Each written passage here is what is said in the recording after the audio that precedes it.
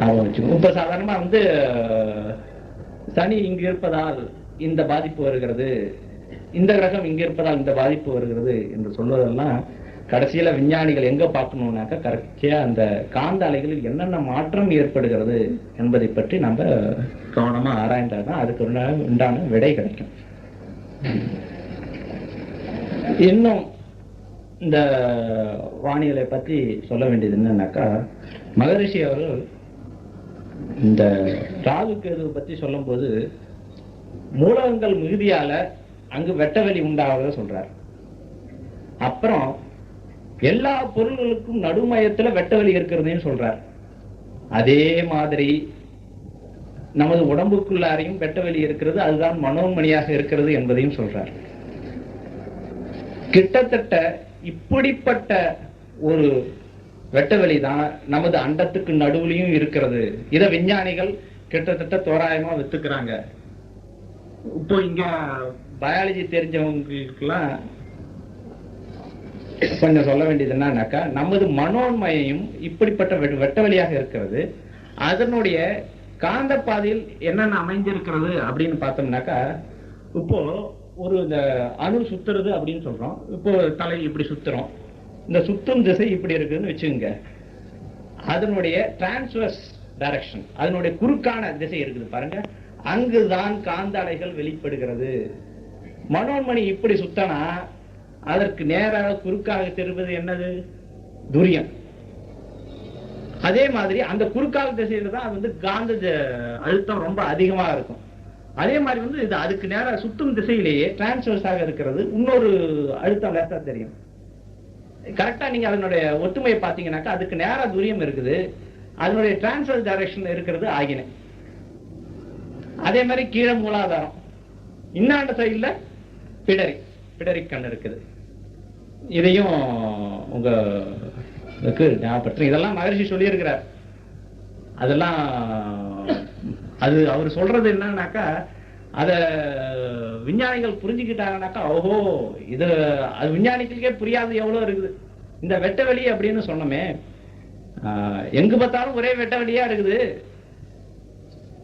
அப்படின்னு நாம சொல்றோம். இங்க விஞ்ஞானிகள் வந்து கொஞ்சம் இப்போ குழம்பி போன நிலையில் இருக்கிறாங்க. அதுக்கு காரணம் என்னன்னாக்கா, இந்த ஸ்டார்ஸ், பிளானட்ஸ், கேலக்சிஸ், இந்த நட்சத்திரங்கள், அண்டங்கள், பேரண்டங்கள், இவள் கண்ணுக்கு தெரியறதெல்லாம் சேர்த்து கால்குலேட் பண்றாங்க.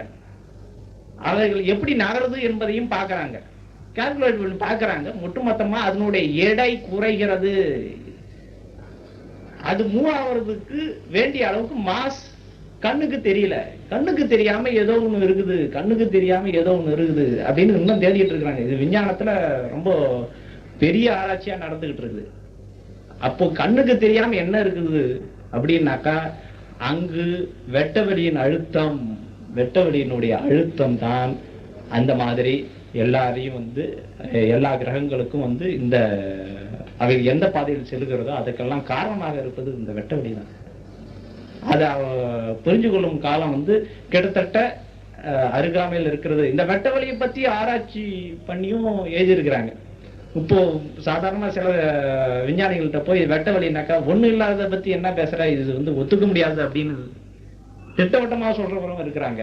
இதே சமயத்துல சில விஞ்ஞானிகள் வந்து அதுக்கு வெட்டவெளி பத்தி கொஞ்சம் ஆராய்ச்சி பண்ணி இங்க அணு உண்டாவது, அது வந்து வெறும் வெட்டவெளி இல்ல, அது நிறைய அதுல உண்மை ஏதோ விஷயம் இருக்குது என்பதை பற்றியும் ஆராய்ச்சி செஞ்சுட்டு வருகிறாங்க. இத்தோடு என்னுடைய உரை முடித்துக் கொண்டு இந்த மகாசபை அனைவருக்கும் வாழ்க. இதுக்கு விஞ்ஞான விளக்கம் என்ன? அவற்றுக்கு இடைச்சூழல் வந்ததற்கு விஞ்ஞான விளக்கம் என்ன? ராகு கேது விஞ்ஞான விளக்கம்னாக்கா, இப்போ அதை பத்தி நீங்களே சொல்லியிருக்கீங்க ஐயா. இது சூரியன் போகும் பாதை, அது வந்து ஒரு வளையமாகும். நிலா போகும் பாதை இன்னொரு வளையமாகும். அது ரெண்டு இடத்துல வெட்டிக்குது. ஒன்னு ரெண்டு அந்த அதை வந்து ரெண்டு இடத்துல வெட்டிக்கிறதுனால ஒன்னு வந்து அசெண்டிங் நோட், அதாவது வந்து தெற்க இருந்து நார்த்துக்கு போனா அது அசெண்டிங் நோட், இது வடக்க இருந்து தெற்க வந்தோம்னாக்கா அது டிசெண்டிங் நோட் அப்படின்னு சொல்றாங்க. அது வந்து முறையே ராகு கேது அப்படின்னு சொல்லிட்டு நீங்க இது மெஞ்ஞானிகள் சொல்றதா, ஜோதிடத்துல சொல்றதாகவும் வந்து அவங்க கருத்து. ஆனா அது மகரிஷி அவர்கள் சில மாறுபட்டு இந்த ஒரு விளக்கத்தை கொடுக்கிறார்கள். அது என்னவென்று புரியவில்லை.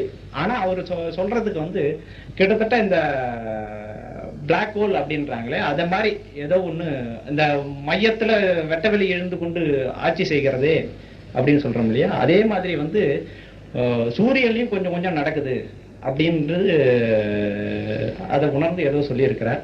அது வந்து அது ரொம்ப ஒரு பெரிய சயின்டிபிக் டிஸ்கவரி என்றே சொல்லலாம். மூலகங்கள் மிகுதியால, இது செறிவு மிகுதியால அங்கு வெட்டவெளி உருவாகுது, ஏக்கம் நின்று போக அப்படின்னு சொல்றாரு. இப்ப சாதாரண 4 ஹைட்ரஜன்ல இருந்து ஹீலியம் உண்டாகிறத அவங்க ஒத்துக்கிறாங்க. அந்த இடத்துல வந்து எடை குறைவு வருகிறது. எடை குறைவு வருகிறதுனாக்கா அங்க கிட்டத்தட்ட ஒரு ஏக்கம் நின்று போகிற ஸ்டேஜ் வருது. அங்க இடத்துல வந்து ஒரு பாசிட்ரான் உருவாகுது அப்படின்னு சொல்றோம். அந்த இடைச்சுழல் கொண்ட அந்த ஒரு பார்ட்டிகல், அந்த ஒரு ஆகாச பார்ட்டிகல் உருவாகுது அப்படின்னு சொல்றாங்க. அதுதான் வந்து வெளியே வருது. அந்த பார்ட்டிகளோட கூட சேர்ந்து கொஞ்சம் இன்னொரு பார்ட்டிகளும் வரதா வந்து விஞ்ஞானிகள் சொல்றாங்க. அதை நியூட்ரினோ அப்படின்றாங்க. நியூட்ரான் கண்டுபிடிக்கப்பட்ட சமயத்தில் அது கண்டுபிடிக்கப்பட்டது. ஆனால் அதற்கு கிட்டத்தட்ட எடை இல்லை, கிட்டத்தட்ட எடை இல்லை அப்படின்னு சொல்றாங்க. அது வந்து சூரியன்ல இருந்து எக்கச்சக்கமா வந்து சேரணுமா. இப்ப சாதாரண நம்ம உட்கார்ந்து இருக்கோம்னாக்கா பல நியூட்ரினோக்கள் நம்மளை தாண்டி போகணுமா. நம்ம ஆகாசம் சொல்றோமே அதுக்கு ஈக்குவலண்டா விஞ்ஞானத்துல இருக்கிற ஒரே ஒரு பார்ட்டிகள் அந்த நியூட்ரினோ தான். அதை வந்து யாரும் தடுத்துட முடியாது, செவரு தடுக்க முடியாது, இது அயன் கேட் போட்டாலும் தடுக்க முடியாது. அப்படியே பாஸ் ஆகி அப்படியே போயிடும். அந்த நியூட்ரானை பற்றி ஆராய்ச்சி செஞ்சவங்க வந்து சூரியன்ல இருந்து அதிகமா நியூட்ரினோக்கள் வரலையே, எங்க போச்சுன்னு தெரியாம இன்னும் தேடிட்டு இருக்கிறாங்க. அதுக்கு இன்னும் ரொம்ப டெலிகேட் எக்ஸ்பெரிமெண்ட்ஸ் எல்லாம் கூட செஞ்சுட்டு கடலுக்கு அடியில் ஆராய்ச்சி பண்ண ஆரம்பிச்சு, கடலுக்கு அடியில ஆராய்ச்சி பண்ண ஆரம்பிச்சிருக்காங்க. அது கோல்டு மைன்ல ஆராய்ச்சி பண்ண ஆரம்பிச்சிருக்காங்க. இந்த அங்க இருக்கிற இதுல வந்து நியூட்ரினோ வரத வந்து எல்லாத்தையும் அது வந்து துளைச்சு கொண்டு அதுதான் போயிடுமாச்சே. அங்க இருந்து வர நியூட்ரினோ வந்து எப்படியாவது பிடிச்சி எதையாவது பிடிச்சி அதை வந்து ஒண்ணு என்றதுன்றது இப்ப சாதாரண வந்து 1-2 வரும் 2-3 வருஷத்துல. அதை சேர்த்து எண்ணி அப்புறம் அவங்க விஞ்ஞானிகளுக்கு தான் ஒரு கிட்டத்தட்ட ஆயுள் அதிகமாக வேண்டும் என்று மட்டும் இல்லை, ஸ்டாட்டிஸ்டிக்ஸ் ஒண்ணு வச்சிருக்கிறாங்க. அதாவது புள்ளிவிவர கணக்கும் ஒண்ணுதான், கிட்டத்தட்ட பொய் சொல்றதும் ஒண்ணுதான். அந்த மாதிரி ஒரு ஸ்டாட்டிஸ்டிக்கல் அனாலிசிஸ் ஒண்ணு வச்சிருக்கிறாங்க. அது வந்து எல்லாத்துக்கும் சரியா வருமானது வந்து ஆராயப்பட வேண்டியது. அந்த மாதிரி ஒரு அக்கௌண்ட் போட்டு கடைசியில வந்து இவ்வளவு அளவுக்கு நியூட்ரினோ வந்திருக்குது அப்படின்றாங்க. இன்னும் மொத்த கணக்கு சரியா வரல. சில பேர் சொல்றாங்க இதை கண்டே பிடிச்சிட்டோம் அப்படின்றாங்க, சில பேர் அதை மறுக்கிறாங்க. சரி, எலக்ட்ரான், புரோட்டான், நியூட்ரானுக்கு எடை இருக்குது, எலக்ட்ரானுக்கு எடை இல்லைன்னு நான் கேள்விப்பட்டிருக்கிறேன். எலக்ட்ரானுக்கே எடை இல்லைன்னு. எலக்ட்ரானுக்கு எடை உள்ளது. அதாவது வந்து கிட்டத்தட்ட புரோட்டான்ல இருந்து புரோட்டானை வந்து 2000 கிட்டத்தட்ட தோராயமா 2000 பிரிச்சோம்னாக்கா அதுல ஒரு பங்கு எலக்ட்ரானுடைய எடை. இந்த நியூட்ரினோவுக்கும் ஒரு எடை இருக்குதுன்னு கண்டுபிடிச்சிருக்காங்க. 30,000 எலக்ட்ரானை பிரிங்க, அதுல ஒரு பங்கு வந்து இந்த நியூட்ரினோவுக்கா இருக்கலாம் அப்படின்னு சொல்லிட்டு ரஷ்ய விஞ்ஞானிகள் கண்டுபிடிச்சதா கூட சொல்லியிருக்காங்க. புரோட்டான் நியூட்ரானை 2000 பிரிச்சு வர்றத 30,000 பிரிச்சா நியூட்ரினோனுடைய எடை வரலாம். சரி, மறுபடியும் ராகுகேதுக்கு வருவோம். நோட்ஸ்னு சொல்லிட்டாங்க. அது ஈக்லிப்டிஸ்ல உள்ள ஒரு 2 பாயிண்ட்ஸ். ஈக்லிப்ஸ் வந்து fixed, not moving. Correct? Not moving என்று சொன்னோம்னாக்கா அது செலஸ்டியல் பாடியில உள்ள ஒரு கற்பனையான ஒரு சர்க்கிள். கற்பனையான celestial body not moving. Celestial body not மூவிங்ன்றது வந்து அதை பத்தி கொஞ்சம் சொல்லணும்னாக்கா அது வந்து மூவிங் தான். இப்ப in relation to sun, celestial body in relation to sun அது வந்து நிலையானது அல்ல. அதை பத்தி சொல்லணும்னாக்கா இப்ப நம்ம அண்டம் இருக்குது பாருங்க, அதுவும் தன்னைத்தானே ஒரு சுற்றி வருது இல்லைங்களா. அதனால சுற்றி வரும்போது அதனுடைய ஃபீல்ட்ல எல்லா நட்சத்திரங்களும் சேர்த்து சுத்திக்கிட்டு வருது. அதனால இன்னைக்கு பாக்குற அந்த ராசிகளை இன்னும் 10,000 வருஷம் கழிச்சு பார்க்க மாட்டீங்க. ஏன்னா அதனுடைய ஷேப்ஸே மாறிடும். எல்லா நட்சத்திரங்களும் சுத்தி வர்றதுனால வந்து இன்னைக்கு பாக்குற அந்த ராசி மண்டங்கள்ல 10,000 வருஷம் கழிச்சு இருக்காது. Form of the constellation will be changed. கான்ஸ்டலேஷனுடைய ஃபார்ம் இது வந்து தோற்றங்கள் வந்து மாறிடும். ஓகே. அட் பிரசன்ட் கிட்டத்தட்ட இப்போ ஒரு வருஷத்துக்கு 2 வருஷத்துக்குலாம் celestial body not changing. The position and shape of the eclipse also should not change. அதுவும் மாறக்கூடாது. அப்படின்னா அதுல உள்ள 2 பாயிண்ட்ஸ் நோட்ஸ் எப்படி நகரும்?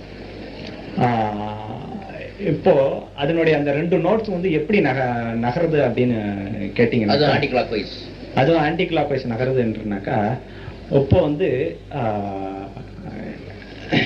இது இருக்கு பாருங்க, அந்த ஒவ்வொரு கோள்களும் சரி, எந்த கிரகமாக இருந்தாலும் சரி, அவைகள் வந்து ஒரே மாதிரி கிட்டத்தட்ட நம்ம எல்லாம் ஸ்மூத்தா போற மாதிரி தெரிஞ்சாலும் பல வருஷக்கணக்காக பார்க்கும்பொழுது அவைகள் அதே மாதிரி சுத்துறது இல்லை. இப்போ பூமியை எடுத்துங்க, ஒரு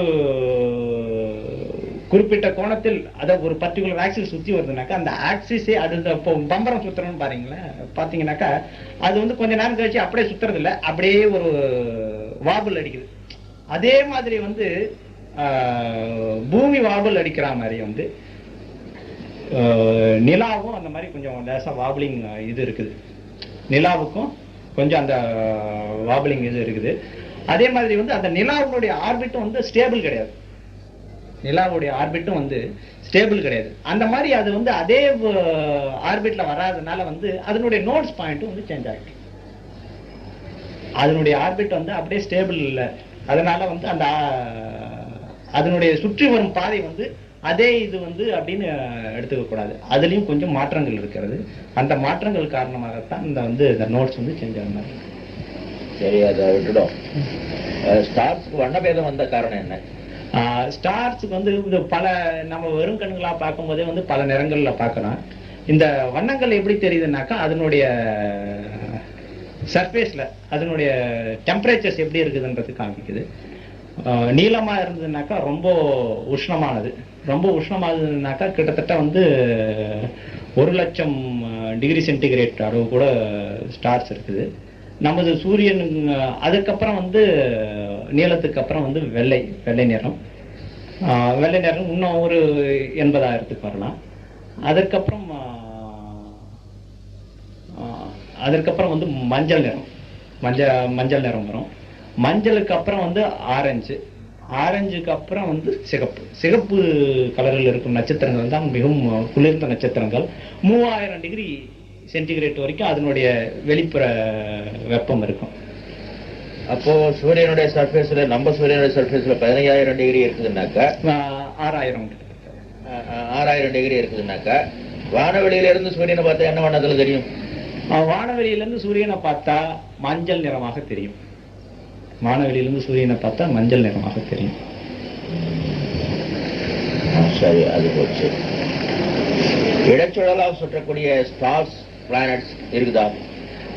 அதை பத்தி சில ஆராய்ச்சிகள்லாம் நடந்துருக்குது. அதாவது வந்து நம்ம பிரபஞ்சம் முழுவதும் மேட்டரால் ஆனதா, ஆன்டி மேட்டரால் ஆனதா, இல்ல எங்கெங்க ஆன்டி மேட்டர் இருக்குது அப்படின்னு பத்தி ஆராய்ச்சிகள்லாம் நடக்குது. இது வந்து இந்த பிரபஞ்சத்துல வந்து கற்பனை பண்ணி பார்க்க முடியாத அளவுக்கு எவ்வளவோ காரியங்கள் நடந்து கொண்டு இருக்கிறது. அதெல்லாம் ரொம்ப வயலண்டாக நடந்து கொண்டு இருக்கிறது. அதாவது வந்து சில அண்டங்கள் ஒன்னா வந்து அது ரொம்ப வெடிக்கிற மாதிரிலாம் தோணுது. அதெல்லாம் வந்து என்ன சொல்றாங்கன்னாக்கா, இது வந்து ஒரு அண்டம் வந்து மேட்டரால் ஆனது, இன்னொரு அண்டம் ஆன்டி மேட்டரால் ஆனது, கிட்ட வரும்போது வந்து எனர்ஜியா வருது அப்படின்லாம் கூட வந்து அறிஞர்கள் சொல்கிறார்கள்.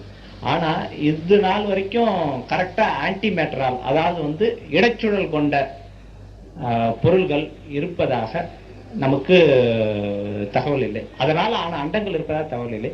ஆனால் இந்த விஞ்ஞான சோதனைகள் செய்யற சமயத்துல இந்த மாதிரி இடைச்சூழல் கொண்ட பொருட்கள் அடிக்கடிக்கு தோன்றி மறைகின்றன.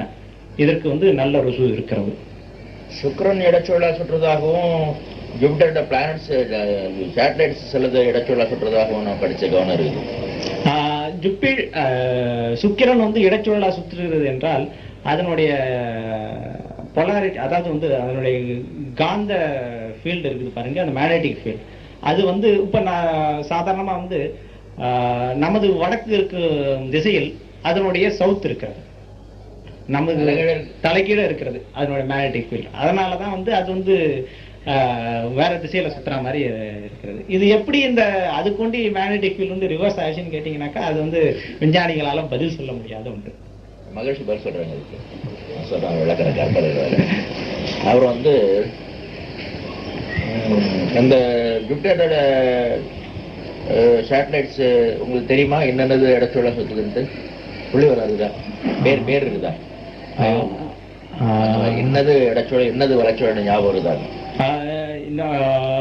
இன்னது வடச்சூழல்னாக்கா அது வந்து clockwise anticlockwise என்ற அந்த விவரம் இல்லை.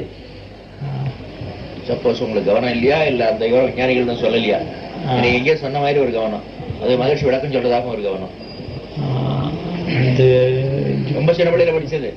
அதனால சேட்டனோட சேட்டலைட்டா இல்ல ஜூபிட்டரோட சேட்டலைட்? சேட்டனுடைய சேட்டலைட்டுக்கு அந்த மாதிரி ஒரு இடச்சூழல் உண்டு, சேட்டலைட்டுக்கு உண்டு. பேர் கண்டுபிடிச்சு சொல்லுங்க, ஞாபகம். சேட்டனுடைய சேட்டலைட்டுக்கு பேர் வந்து டைட்டன். டைட்டன் இடச்சூழலாக சுற்றி கொண்டிருக்கிறது. நம்ம சூரியனை சுற்றி வரக்கூடிய கிரகங்கள் வட்ட பாதையில் வர்றதாகவும் சாதாரணம் சொல்றோம். ஆனா அப்படி இல்லாம நீள்வட்ட பாதையில வர்றதா தான் சொல்றாங்க. நீள்வட்ட பாதையில் வட்டமான பாதைன்னா சென்டர் பாயிண்ட் ஒண்ணு உண்டு, நீள்வட்ட பாதைன்னா ரெண்டு சென்டர் பாயிண்ட். ரெண்டு சென்டர் பாயிண்ட் எப்படி வந்தது? நம்ம ஒரு கவுண்டல் சுத்துறோம்னு வச்சுக்கோங்க, ஒரு மைய பகுதி தான் நம்ம பிடிச்சு எடுத்துக்கிட்டு சுத்துறோம்.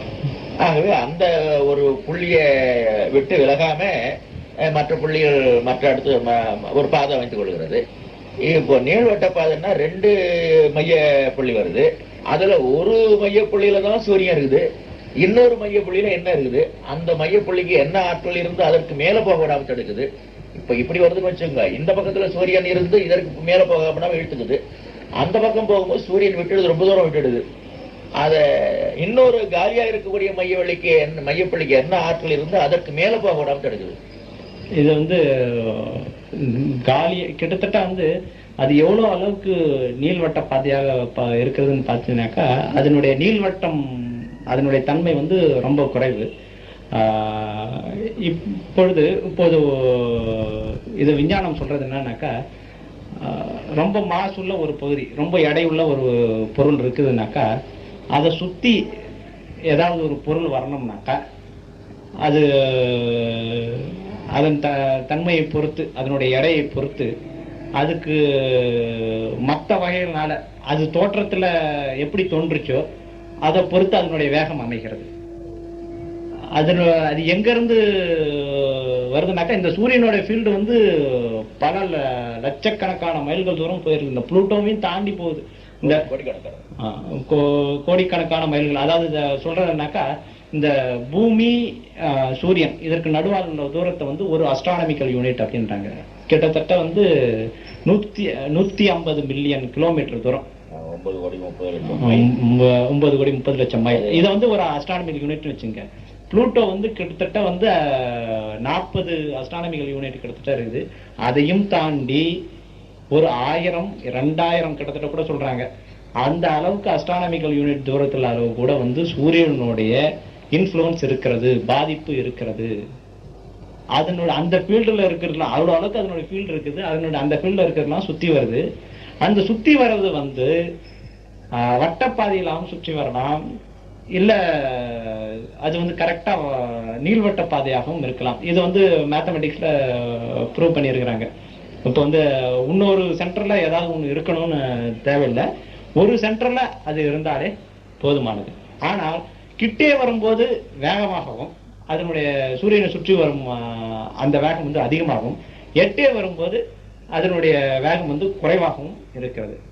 இங்க வந்து ஈர்ப்பு விசை தத்துவம் என்று விஞ்ஞானிகள் சொல்கிறார்கள்.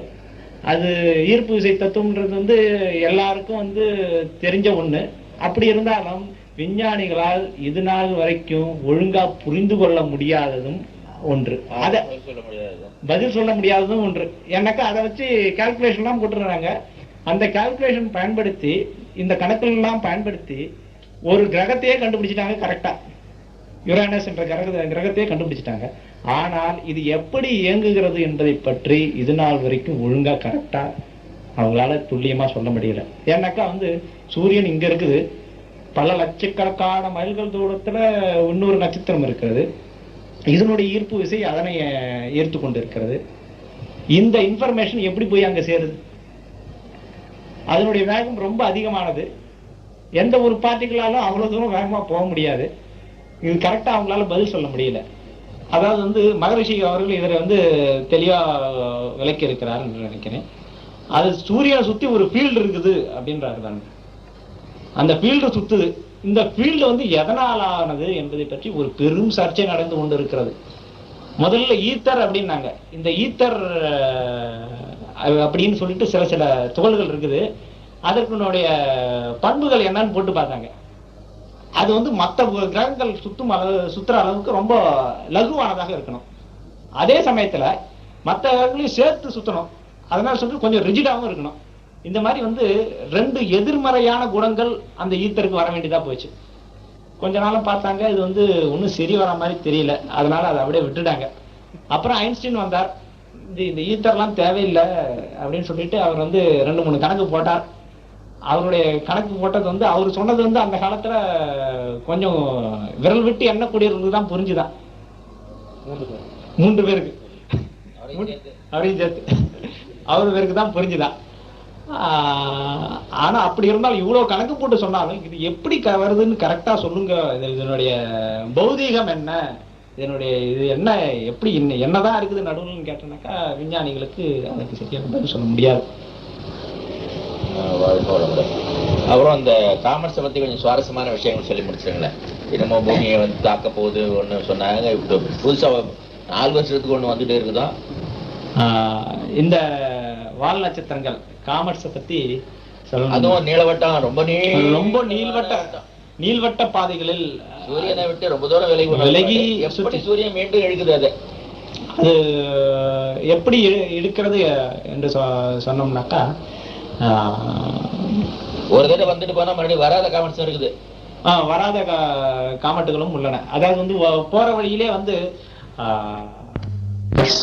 அதாவது வந்து கட்டி போன உறைபனி இருக்கிறது.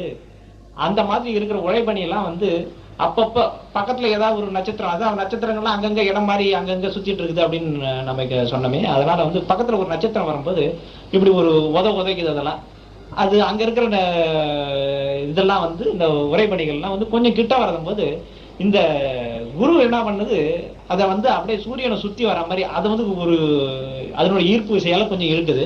சூரியனும் கொஞ்சம் இழுக்குது. இந்த ஈர்ப்பு விசையினால இழுக்கப்பட்டு என்ன பண்ணுது, அதுல வந்து ஒரு நீள்வட்ட பாதையாக அப்படியே ஒரு சுத்தி வந்தது. இதுல வந்து சூரியனுடைய பங்கு என்னவோ அதே அளவுக்கு ஒரு முக்கியமான பங்கு இந்த குருவும் வசிக்கிறது.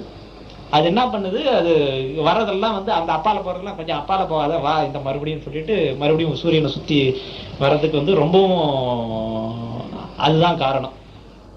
அந்த மாதிரி நீள்வட்ட பாதையில் சுற்றி வரும் இந்த வால் நட்சத்திரங்கள் அது வந்து வெறும் உறைபனியான இருக்குது. உறைபனி பிளஸ் வந்து கொஞ்சம் டஸ்ட், அதாவது வந்து வெறும் தூசினாக்கா அது வந்து நம்ம மண், அந்த சிலிக்கேட்ஸ் அப்படின்வாங்க. இப்ப சாதாரணமா நம்ம நிலத்தை எடுத்தீங்கன்னாக்கா வந்து சிலிக்கன் டை ஆக்சைடு, இந்த சிலிக்கன் அந்த மண் அந்த மாதிரி ஒரு பொருள், அந்த பொருள்களால எக்கச்சக்கமா ஆனது. அப்புறம் கொஞ்சம் வாயுக்கெல்லாம் அடங்கி இருக்குது. இது சூரியனு கிட்ட வர வர அதனுடைய வெப்பத்தால அதனுடைய வால் உருவாக ஆரம்பிச்சிருது. அந்த வெப்பத்தால அதெல்லாம் வேப்ரஸ் ஆகி அது வந்து ஒரு வால் மாதிரி உண்டாகுது. வெப்பத்தால உண்டாகிறதும் அதே சமயத்தில் சூரியன்ல இருந்து பல ஆகாச துகள்கள் வருகின்றன. அந்த ஆகாச துகளினுடைய பிரஷர்னால, அழுத்தத்தினால இன்னொரு டெய்லும் வருது. கிட்டத்தட்ட வால் நட்சத்திரத்தில் பார்த்தீங்கன்னா கிட்டத்தட்ட 2 டெய்ல் தெரியும். இந்த 2 டெய்லும் வருது. அதனால அது வந்து அது வெப்பத்தினாலையும் அதனுடைய பிரஷர்னாலையும் வர்றதுனால எப்பயும் வந்து சூரியனுக்கு ஆப்போசிட் டைரக்ஷன்ல தான், எதிர் திசையில தான் அதனுடைய வால் இருக்கிறது. அந்த காமெட்டுகள்லாம் வந்து சில காமெட்டுகள்லாம் ரொம்ப பூமிக்கு கிட்ட வர்றதாகவும் இந்த காமெட் ஷிஃப்டல் அப்படின்றது சொன்னாங்க. இது இன்னும் 134வது வருஷத்துல 2வது வரும்போது சூரியனுக்கு பூமி கிட்ட வரும் அப்படின்ற ஒரு பயமுறுத்தலாம் கூட சொன்னாங்க. இந்த காமெட்டுகள் மட்டும் இல்லை, இந்த அஸ்ட்ராய்டுகள் அப்படின்னு கொஞ்சம் இருக்குது. அது கூட சில குரூப் ஆஃப் சில கூட்டங்கள் இருக்குது. பூமி சுற்றி வரும் பாதையில ரொம்ப அடிக்கடிக்கு அதெல்லாம் குறுக்கிட்டு வருது. இந்த அப்பல்லோ ஆமர் என்ற கூட்டங்கள் அப்படி சொல்றாங்க. அதெல்லாம் ரொம்ப டேஞ்சரஸா தான் வந்துட்டு இருக்குது. அதாவது எந்த சமயத்துல வந்து உள்ளார வந்தாலும் பெரும் ஆபத்தை விளைவிக்கும் கட்டம் தான் இருக்குது. ஆனா அதை பத்தி நம்ம கவலைப்பட வேண்டியதில்லை அப்படின்னு தான் சொல்லணும். எனக்கு அது வந்துச்சுனாக்கா அது முன்கூட்டியே அறிவிக்கிற அளவுக்கு நமக்கு விஞ்ஞானம் வளர்ந்திருக்கிறது. அவைகளை அழிக்கும் அளவுக்கு கூட நமது விஞ்ஞானம் வளர்ந்திருக்கிறது என்பதை பற்றி தான் நம்ம சொல்லணும். வாழ்க வளமுடன். இந்த மேட்டரும் ஆன்டி மேட்டரும் சேர்ந்தா அழிவுனாக்கா அது வந்து எனர்ஜின்னு சொல்லிட்டு அழிவு. அது எது பொறுத்தவரை எனர்ஜி தான். அதாவது வந்து அந்த அழிவுன்றது வந்து அந்த பொருளுக்கு உண்டான அழிவு. பொருள் அழியும் பொழுது அது சக்தியாகத்தான் வெளிப்பட வேண்டும். அந்த தத்துவம் பொருள் அழியும் பொருள் அழியும் போது அது வந்து இது ஐன்ஸ்டீன் ரிலேஷன் யூஸ் பண்ணணும். அழியும் போது அந்த இடத்துல ஒண்ணும் இல்ல, வெட்டவெளி. அது வெறும் எனர்ஜியா தான் போகணும். அது அவங்க எனர்ஜிங்கிறாங்க. நாம வந்து அதை வந்து ஸ்பேஸ், அதாவது சுத்தவெளின்றோம். அவங்க சுத்தவெளிக்கு அர்த்தம் இருக்காது. அதுல வந்து பார்ட்டிகல்ஸ் இருக்கு. அது எனர்ஜி ஆறதுனால தான் ஹீட்டா மாறுது. ஹீட்டா மாறதுனால தான் அணுவில இருந்து ஆக்க சக்தி பயன்படுத்துறாங்க அல்லது அழிவு சக்தி பயன்படுத்துறாங்க இல்லையா? அந்த லாஸ் ஆஃப் எனர்ஜி தான் அது. ஹையர் எலிமெண்ட்ஸ் வந்து ரெண்டா உடையும் பொழுது லாஸ் ஆஃப் எனர்ஜி வருது. முதல் எலிமெண்ட் இருக்குது ஹைட்ரோஜன், அது சேரும் பொழுது லாஸ் ஆஃப் எனர்ஜி வருது.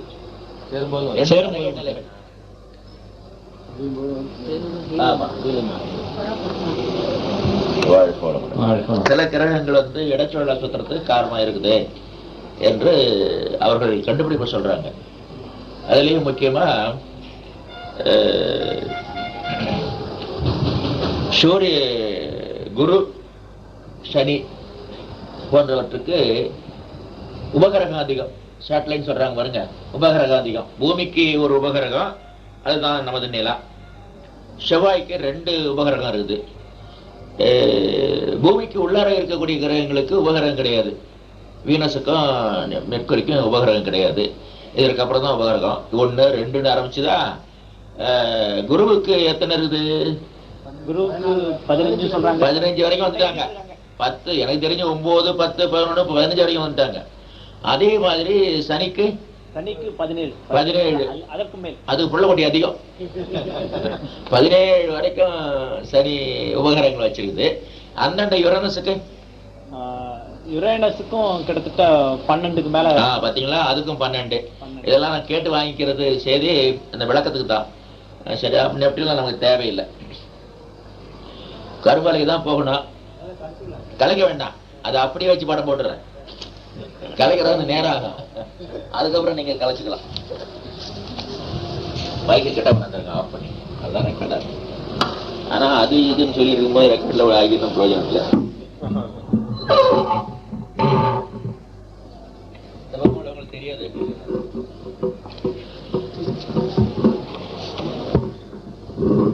யாரை டாக் பேசுறது? இது சனி சுற்றி வரக்கூடிய பாதைன்னு வச்சுங்க.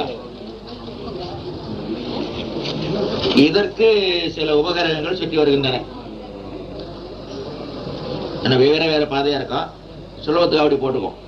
ஒரே பாதையில எல்லாம் வராது, வேற வேற பாதையா இருக்கும். இது சனி சூரியனை சுற்றி வரக்கூடிய பாதை. அந்த சனி இந்த இடத்துல இருக்குன்னு வச்சுக்கோங்க. அதற்கு சில உபகரணங்கள் இருக்கும்.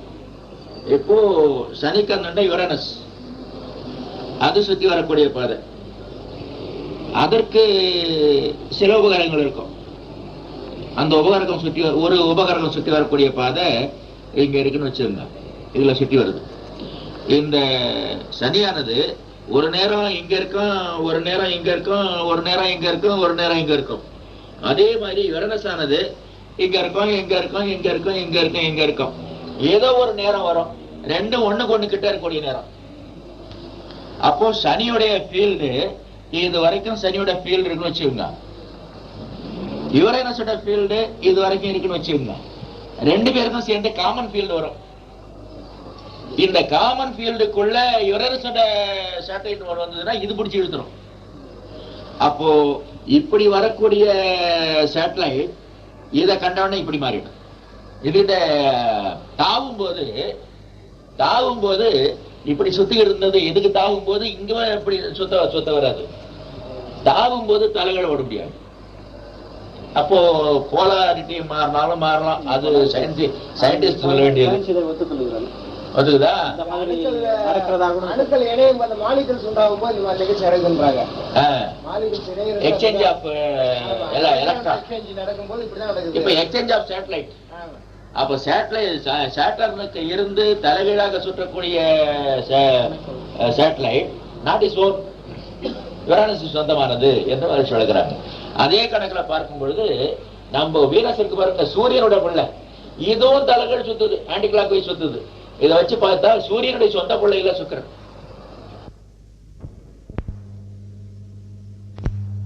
தத்துக்குள்ள அத சயின்ஸ்ல வந்து நீங்க பார்க்கலாம். மற்ற சூரியனுடைய மற்ற கிரகங்களுக்கு இருக்கக்கூடிய மேட்டர்ஸும் சுக்கிரனுடைய மேட்டர்ஸும் கொஞ்சம் பெரும் அடிப்படையில வேறுபடுது என்ற ஒரு கருத்தை அவங்க சொல்றாங்க. அது சூரியனுக்கு இருக்கக்கூடிய மற்ற கிரகங்களுக்கு என்ன ஒரு தன்மையோ அந்த தன்மை வேறுபட்டு இருக்கிறது சுக்கிரனுக்கு. ஆகவே அது சூரியனுடைய சொந்த சேட்டலைட்டாக இருக்க முடியாது என்பது அந்த கருத்து நிரூபிக்குது. வாழ்க வளமுடன். எந்த அளவுக்கு சயின்டிஸ்ட்ங்கிறது நாம தெரிந்து கொள்ளலாம். சயின்டிஸ்ட் திணறக்கூடிய இடங்கள்ல மகிழ்ச்சி ஆன்சர் கொடுக்குறாங்க. ஒளியன் வழங்கி செல்கிறது, அதுக்கு பதில் சொல்றாங்க.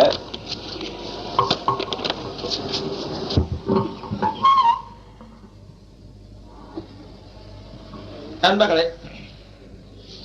இந்த விஞ்ஞானிக்கும் பல இடங்கள்ல இடைவெளி இருக்குது. அவரே சொன்னார் பாருங்க, இப்ப ஒரு விஞ்ஞானிக்கு விஞ்ஞானியாகவும் மெஞ்ஞானிக்கு மெஞ்ஞானியாகிறதுனால திணறர், அதையும் விட முடியல இதையும் விட முடியல, ரிகன்சைல் பண்ணி பேசும் பொழுது திணறாரு.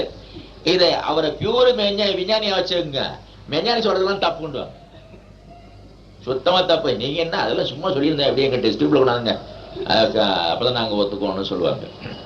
ஆனால் எந்த ஒன்றை அறிகிறோமோ அந்த ஒன்றாக அறிவு மாறிக்கொள்கிறது. அறிவால அன்றி எதையும் துல்லியமாக அளவிட முடியாது. அறிவால அறிவதற்கு சில உபகருவிகளை வைத்துக் கொண்டிருக்கிறோம், அதுதான் புலன்கள். புலன்களுக்கு வேற உபகருவி. ஸ்டாரு அதுக்கு சேட்டலைட் பாருங்க, சூரியன் அதனுடைய குழந்தைகள் கிரகங்கள், அதனுடைய குழந்தைகள் இருக்கு பாருங்க, அயோ டைட்டான் முதலியன. அந்த மாதிரி அறிவுக்கு குழந்தை புலன், அதற்கு குழந்தை கருவிகள், அதாவது இஞ்சி டேப்பு சாக்பீஸ் அதெல்லாம் அதற்கு குழந்தை. அப்படி இருக்கும் பொழுது எப்படி அறிவால் அறியக்கூடியதை கருவிகள் காட்டும், அறிவால் அறியக்கூடியதை புலன்களே உணர்த்தாது என்னும் பொழுது கருவிகளால முடியவே முடியாது. ஆகவே கருவிகளையும் கணக்குகளையும் நாம டிபெண்ட் பண்ற வரைக்கும் உண்மையை அறிந்து கொள்ளவே முடியாது. ஆகவே அறிவு ஒன்றை கொண்டே மட்டும்தான் நாம அறியலாம்னா கண்ணை மூடணும், கையில இருக்கிற பேராவை போடணும். அப்போ முடியாதது ஒன்று இல்லை. எந்த ஒன்று எல்லாமாக ஆகி இருக்கிறதோ அந்த ஒன்றாகவே அறிவு ஆகிவிடும் பொழுது எல்லாம் தெரியும். அவர் சொன்னார் பாருங்க, முன்ன பார்த்திருக்கிற வரைக்கும் முன்னதான் போகலாம், முன்ன மட்டும்தான் தெரியும், பின்ன என்ன தெரியும், பின்ன எப்படி போக முடியும்? அப்போ விரியறது என்று வச்சுக்கிட்டாக்கா நமக்கு பழக்கமே இல்லை விரிஞ்சு, முன்ன போய்கிட்டே இருப்போம். அந்த மாதிரி தான் முதல்ல இருந்ததுங்க. துரியாதீத தீட்சை மகிழ்ச்சி ஆரம்ப காலத்துல எப்படி கொடுத்தாங்கன்னா, உயருங்கள், உச்சிக்கு வரைக்கும் வாங்க, அதற்கு மேல உயருங்க.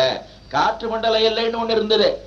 காற்று மண்டலம் சுமார் 100 மைல் வரைக்கும் இருக்குது, அது வரைக்கும் போய் நில்லுங்க, பூமியை பாருங்க. அதற்கு மேல உயருங்க, சந்திரனுக்கு போங்க, பூமியை பாருங்க. அதற்கு மேல உயருங்க, சூரியனை பாருங்க, சூரியனுக்கு போங்க, பூமியை பாருங்க. அதற்கு மேல உயருங்க, நட்சத்திரங்கள்லாம் தாண்டி போய்கிட்டே இருங்க. ஒரு சைடுல அதற்கு மேல நீங்க பொத்துக்கிட்டு போயிட்டீங்கன்னா யூனிவர்ஸ அந்தாண்ட சுத்த வெளிதான் இருக்கும். அதுல மேல மேல மேல மேல போக போக போக யூனிவர்ஸ் கீழே கீழே கீழே கீழே இறங்கி இறங்கி இறங்கி டிஸ்டன்ஸ்ல போய் போய் போய் தூசியா போய் ஒண்ணும் இல்லாம போயிட்டு தான் வந்தாங்க. ஆனா இப்போ ஒரு சுமார் 10 வருட காலமாகத்தான் சூரியனுக்கு போங்க, சூரியன்ல இருந்து எல்லா திசையிலையும் விரியுங்க என்று சொல்றாங்க. அவ்வாறு சூரியன்ல இருந்து விரிந்து எல்லா திசையிலையும் விரியும் பொழுது சூரியன் என்ன ஆகும்? சுருங்கணும். அதற்கு வெளியாக நாம ஆகி சுருங்கணும். அதற்கு வெளியால ஆகிறதுனா ஒரு சைடுல வெளியே வரதான் நமக்கு தெரியும். அதை விட்டுட்டு எல்லா செயல்லையும் அதற்குள்ளிருந்து வெளியே வரணும். இது என்ன மாய வித்தை? எப்படி சாதிக்கிறது இத? அதற்கு நான் ஒரு சுலபமான வழி சொல்லித்தரேன். ஒரு ராக்கெட்ல ஏறிங்க, ஏதோ ஒரு சைடுல வெளியே வாங்க, அந்த சூரியனையே சுத்தி சுத்தி வாங்க, கிருகிரு கிருகிருன்னு வேகமா சுத்தி வாங்க. அப்ப ஒரே சமயத்துல சூரியனோட எல்லா சைடும் தெரியும். இப்ப விரிங்க, ராக்கெட் வேகத்தை அதிகப்படுத்துங்க. அப்போ நீங்க லார்ஜர் சர்க்கிள்ஸ் போட்டுட்டே வரணும். அவ்வாறு இனிமே சர்க்கிள்ஸ் இல்ல ஸ்பியர் என்ற அளவுக்கு வரணும். அந்த மாதிரி கற்பனா சக்தியை கூட்டி கூட்டி கூட்டி கூட்டி கல்கி மாதிரி இருக்கணும். கற்பனா சக்தியில கல்கின்னா ஒரு புஸ்தகம் இல்ல, ஆசிரியர். இப்ப இருக்கிறவங்களுக்கு புஸ்தகம் தான் தெரியும். ஆக நாம செய்யக்கூடிய ஆராய்ச்சி, அவர் பேசிட்டே இருந்தாரு, நான் கண்ணை மூடிட்டு கேட்டுக்கிட்டே இருந்தேன். என்ன காணும்? அண்டவெளியில விரிந்து விரிந்து விரிந்து கிரகங்களோடவும் நட்சத்திரங்களோடவும் இறைநிலையோடவுமாக கரைஞ்சி போயிருந்த நிலைய, நல்ல துரியாயுத நிலையை உணர்ந்தேன். நீங்கள் உங்களுக்கும் அந்த நிலைமை ஏற்பட்டிருக்கும்னு நினைக்கிறேன். இதுல சுவாரஸ்யம் வேணும். முன்னுரையில சொல்லும் போது நல்லா விரிவா சொல்றாங்க. மேற்கொண்டு நான் சொல்றதுக்கு என்ன இருக்கு, நல்லா படிச்சிருவங்க சொன்னாங்கன்னு சொன்னா, நான் படிச்சதெல்லாம் கம்பி, பார்த்ததுதான் அதிகம். ஓரளவு படிச்சிருந்தான். அதான் இவர் படிச்ச மாதிரி அஸ்ட்ரானமி என்ற அளவுல நான் படிக்கல. கலைக்கு எதிர் படிச்சேன். அது ஒரு 30 வருடத்துக்கு 35 வருடத்துக்கு முந்தைய கலைக்கதிர். எனக்கு 16 வயதுல ஒவ்வொரு மாசமும் கலைக்கதிர் லைப்ரரியில போய் அங்கே படிச்சிருந்தேன். அப்புறம் சம்பாதிக்க ஆரம்பிச்ச பாடு நானே வாங்கி வால்யூமா தச்சு தச்சு தச்சு நிறைய வச்சிருந்தேன். அந்த காலத்து கலைக்கதிருக்கும் இந்த காலத்துல நீங்க கலைக்கருவி பார்த்தீங்கன்னாக்கா சப்புன்னு இருக்கும். அதை படிச்சு நீங்க படிச்சீங்கன்னா சப்புன்னு இருக்கும். இதை படிச்சுட்டு அதை படிச்சீங்கன்னா பல்ல உடைக்கும். அந்த ஒரு மாசத்து கலைக்கறி படிச்சு போயிட்டாச்சு. அப்புறம் 2 நாள் படிச்சா 20 நாளைக்கு என்ன பண்றது? லைப்ரரியில வந்து சயின்ஸ் செக்ஷன் ஒன்று இருக்குங்க காரைக்கால்ல. இப்போ என்னமோ ரோமன் லைப்ரரி என்னமோ அடுக்கி வச்சிருக்காங்க. என்ன அடுக்குன்னு எனக்கு ஒன்றும் புரியல. அங்க ஒரு அல்மாரி, இது சயின்ஸு, இது ஹிஸ்டரி, இது ஜியாகிராபி, இது நாவல், இது லிட்ரேச்சர் என்று வச்சிருப்பாங்க. அதை நம்ம கேட்லாக பார்த்து இந்த அலமாரியில் உள்ள இத்தனாவது புஸ்தகத்தை எடுத்து கொடுங்க என்று சொன்னோம்னா அவரு நம்மளை நிப்பாட்டிட்டு அவரு நாற்காலி போட்டு மேலே ஏறி அந்த அதெல்லாம் தூசி எடுக்கணும் புஸ்தகம் அதை எடுத்து நோதான் பார்த்து கொடுப்பாரு. என்ன மாதிரி பெரிய கண்ணாடி போட்டு ஒரு கிழமை இருந்தேன். ஏன்னா ஸ்டோல் மேலாம் யாரும் ஓடுறோம், அது எடுக்கிற புஸ்தகம் ரசூதி வச்சுட்டாங்க. அந்த மாதிரி சயின்ஸ் புஸ்தகம் எல்லாவற்றையும் படித்தேன். அந்த அஸ்ட்ரானமியில பயன்படுத்தக்கூடிய கருவிகள், கிறிஸ்தான்லாம் பிரெஞ்சில் அது பேர் கூட மறந்து போச்சு, ரொம்ப நாளாச்சு. அதெல்லாம் எப்படி இயங்குது, அந்த கருவிகளை எப்படி கண்டுபிடிச்சாங்க, கருவிகள் இயங்கக்கூடிய தன்மை என்ன, இந்த கருவிகளை வச்சு அஸ்ட்ரானமியில என்ன காரியம் பண்றாங்க, 2 கோள்களுக்கு இடையே உள்ள தூரத்தை எப்படி அளக்குறாங்க, ஒரு கோளுடைய எடையை எப்படி அளக்குறாங்க, நம்ம பூமியுடைய எடையை எப்படி கண்டுபிடிச்சாங்க, பூமியுடைய சர்க்கம்ஃபரன்ஸ் எப்படி கண்டுபிடிச்சாங்க, சுற்றளவு எப்படி கண்டுபிடிச்சாங்க, பூமிக்கும் நிலாவுக்கும் உள்ள தூரத்தை எப்படி கண்டுபிடிச்சாங்க என்பதெல்லாம் கதை படிக்கிற மாதிரி, நாவல் படிக்கிற மாதிரி சுவாரஸ்யமா படிப்பேன். அது இளம்பள்ளியில அரை திட்டம் 3/4 திட்டம் புரிஞ்சு படிக்க அவ்வளவு நாள் படிச்சு இப்போ காலை நாள் அதிகமா போக ஒரு குழப்பமான நினைவு இருக்குது. அதற்கப்புறம் எந்த பத்திரிகையில எப்போ ஒரு பிட்ஸ் வருது பாருங்க, அஸ்ட்ரானமி சம்பந்தமான பிட்ஸ் வந்ததுன்னா முழுக்க படிச்சிருவேன். நகைச்சுவை துணுக்கு எவ்வளவு ஆர்வமா படிப்பாங்களோ அதே மாதிரி அஸ்ட்ரானமி சம்பந்தமான பிட்ஸ் வந்தா அதை உடனே படிச்சிருவேன். அல்லது ப்ரீசர் கட் பண்ணி வெட்டி வச்சிருந்தா ரொம்ப நாள் வச்சிருப்பேன், ரொம்ப நாள் திரும்பி படிப்பேன்.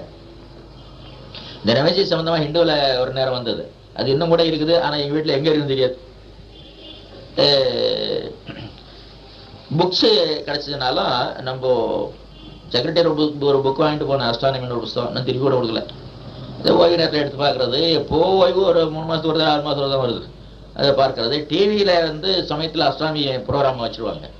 இந்த யூஜிசி ப்ரோக்ராம் வைக்கிறாங்க பாருங்க, 1 மணிக்கு 4 மணிக்கு.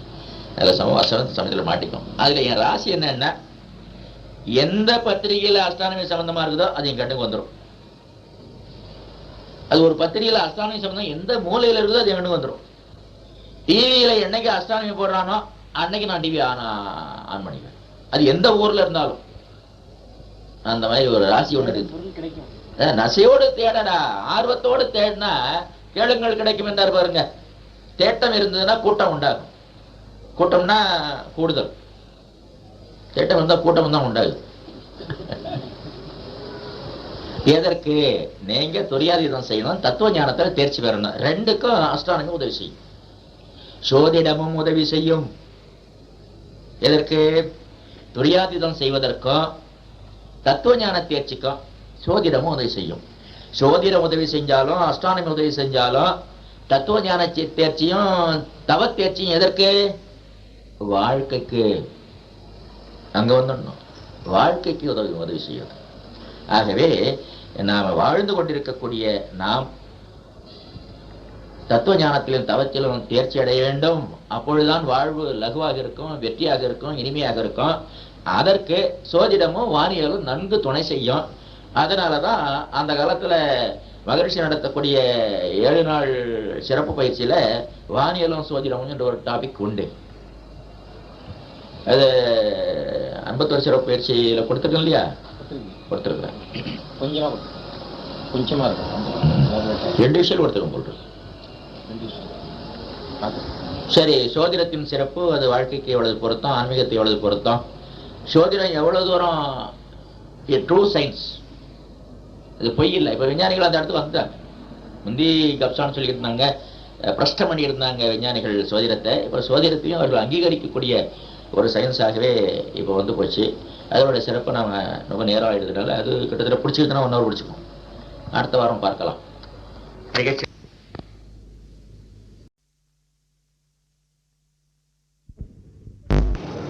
பிப்ரவரி மாதம் 10ஆம் தேதி செவ்வாய்க்கிழமை, புதன்கிழமை நமது பாரதிபுரம் மனவளக்கலை மன்றத்தில் வானியலும் சோதிடமும் என்ற தலைப்பு ஆராய்ச்சி பண்ணி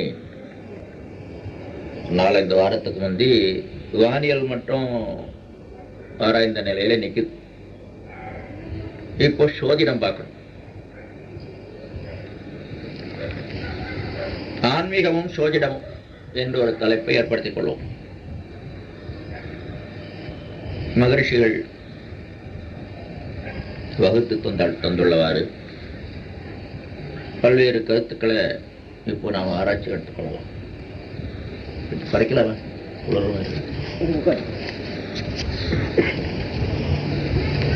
நண்பர்களே,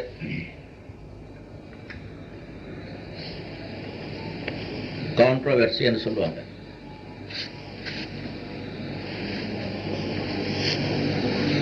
என்ன அதுக்கு தமிழ சொல்லலாம்? கருத்து முரண்பாடு, கருத்து வேறுபாடு.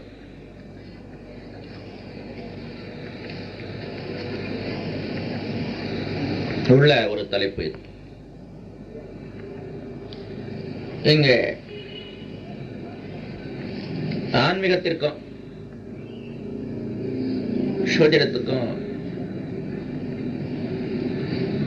என்ன சம்பந்தம்? இதை குறிச்சுங்க. அந்த கேள்விகளை 2-3 கேள்விகளை நான் இப்போ அடுக்கிட்டு வர போறேன். எல்லாவற்றுக்கும் நாம் விடை கண்டுட வேண்டாம். விட்டு போச்சுன்னா இறுதியில் ஞாபகப்படுத்துங்க, விடை கண்டுடுவோம். ஆன்மீகத்திற்கும் சோதிடத்திற்கும் சம்பந்தம் உண்டா? இறைநிலை அறிதல் என்று திரும்பிய பிறகு லௌகீக விவகாரமான சோதிடத்தை நாம் ஒரு பொருட்டாக எடுத்துக்கொள்ள வேண்டுமா?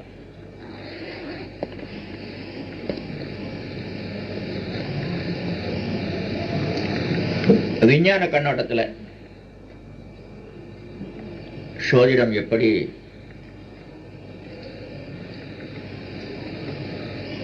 எதிர் நிற்கும்?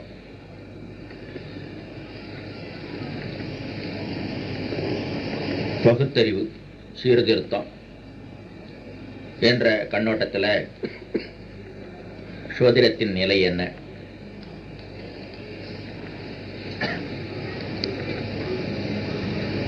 பாவ புண்ணிய கருத்து, அதாவது கர்மா தியரி என்பதை நாம் ஒப்புக்கொள்ளும் பொழுது ஆன்மீகத்தில் நாம் அதை ஒப்புக்கொள்கிறோம்.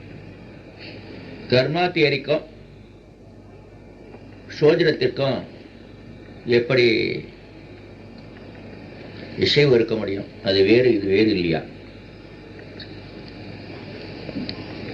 என்பதெல்லாம் நான் இப்ப பார்க்கிறேன். நண்பர்களே, முதலிலே விஞ்ஞானத்தையும் சோதனத்தையும் எடுத்துக்கொள்வோம். அந்த ஆஸ்ட்ரல் பாடிஸ்லாம் எங்கேயோ கிடக்குது காஸ்மிக் ஸ்பேஸ்ல, டைனி, ரிலேட்டிவ்லி ஸ்பீக்கிங் டைனி. அது நம்ம மேல் எப்படி ஆதிக்கம் செலுத்த முடியும் என்று, எந்த ரூபத்தில் வருது என்றெல்லாம் கேட்பாங்க. நண்பர்களே, காந்தம் குண்டூசி 1 இன்ச்சு தூரத்தில் இருந்து இழுத்துடுது. அந்த காந்தத்துக்கும் குண்டூசிக்கும் உள்ள இடைவெளி 1 இன்ச்சில் என்ன சக்தி இருக்கிறது? கயிறு இருக்கிறதா? எந்த ஆற்றலை கொண்டு அது இழுக்கிறது? இரண்டுக்கும் இடையே உள்ள பிரதேசத்தில் எந்த ஆற்றல் இருக்கிறது? காந்தம் அரூபமானது. அதன் ஆற்றல் பிரயோகத்தை ஈடுபாடு அடைந்து பாருங்க. காந்தம் குண்டூசி அதனாலதான் கண்டுகொள்ளலாம். அதே மாதிரி எதிரெதிர் காந்தம் ஒன்று தள்ளிக்கும். அதையும் நாம நடுவில் உள்ள பிரதேசத்துல புலனுக்கு எட்டாது இருக்கிறது. தள்ளு மாற்றம் ஏன் கண்ணுக்கு தெரியல, எந்த கருவியாலையும் மெஷர் பண்ண முடியல. அதனால காந்தம் கிடையாது என்று புறக்கணிக்க முடியாது. அந்த காந்தத்தையே விஞ்ஞானம் ஏற்றுக்கொண்டிருக்கிறது.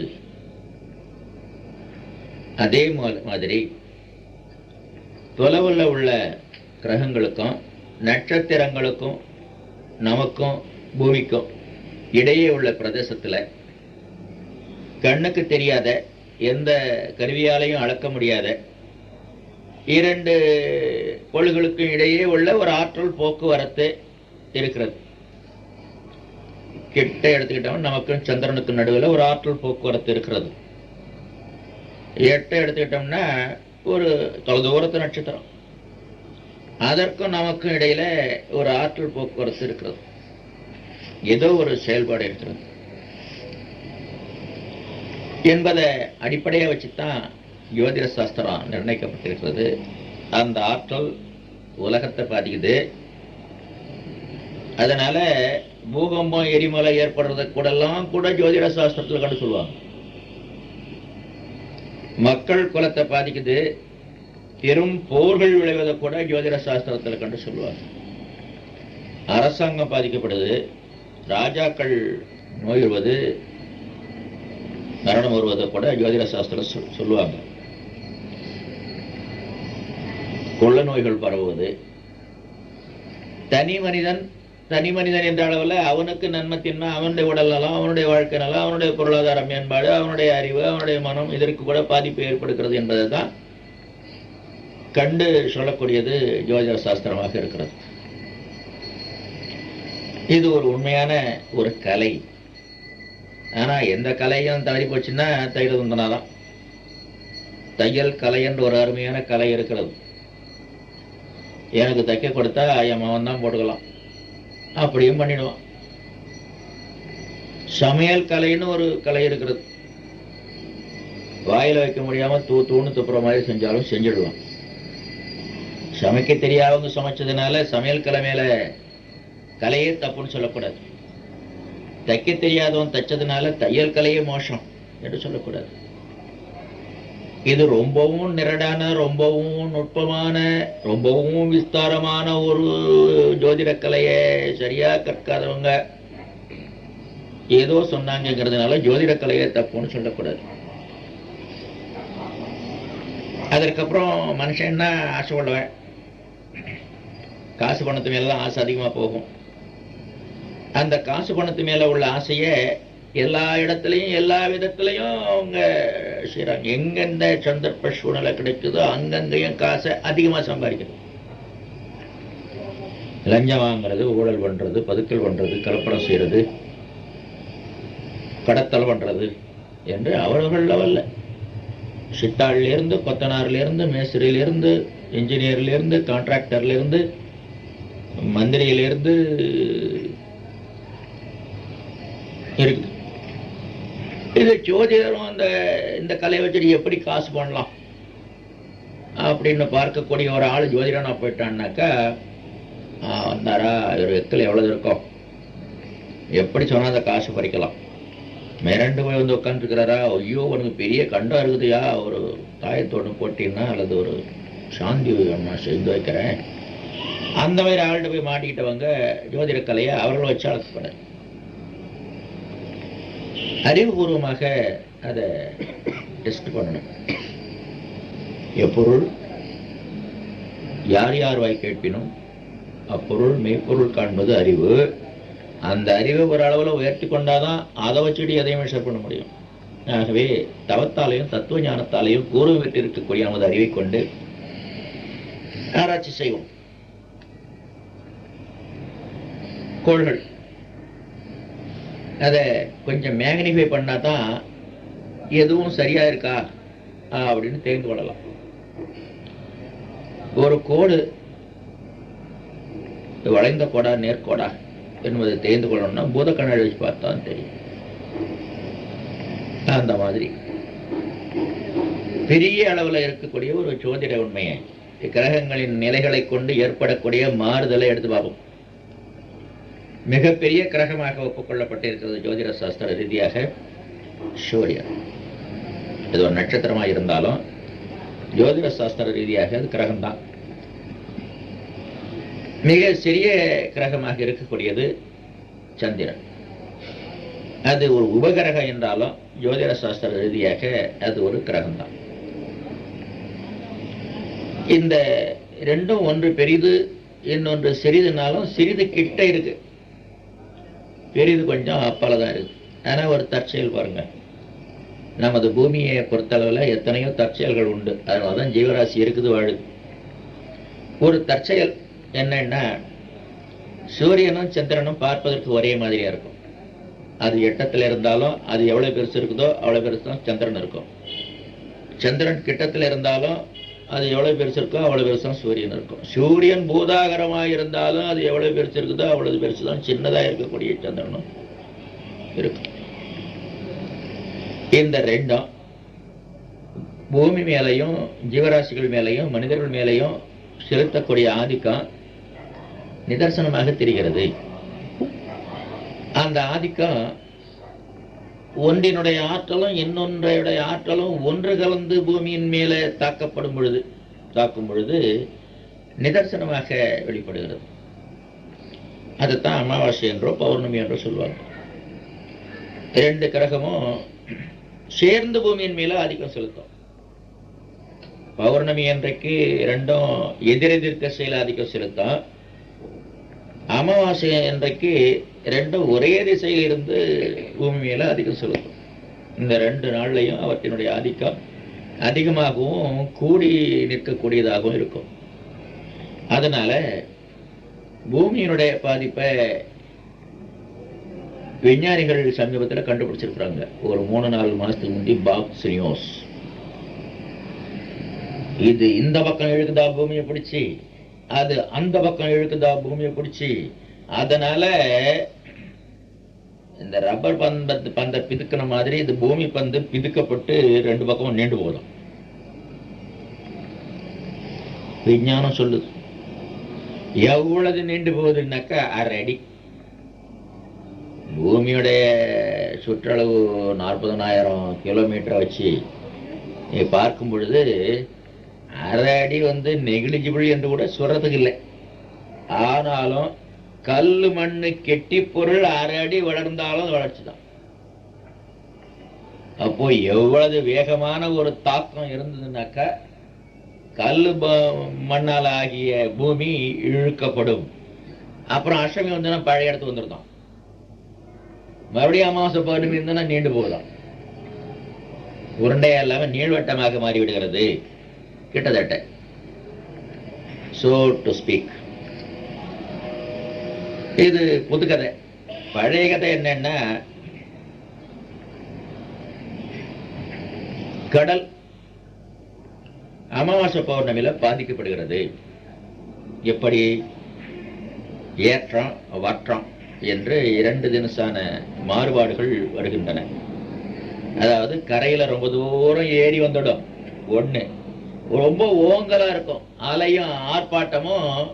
அமாவாசை பௌர்ணமியில கடலுக்கு ரொம்ப ஆர்ப்பாட்டமா இருக்கும். பௌர்ணமியில அந்த ஒளி சக்தியும் சேர்ந்து கொள்வதனால இங்க இருந்து பார்த்தோம்னா சித்திரை வைகாசி போன்ற கோட நாட்கள்ல அதை விட்டு கிளம்பி வர மனசு வராது.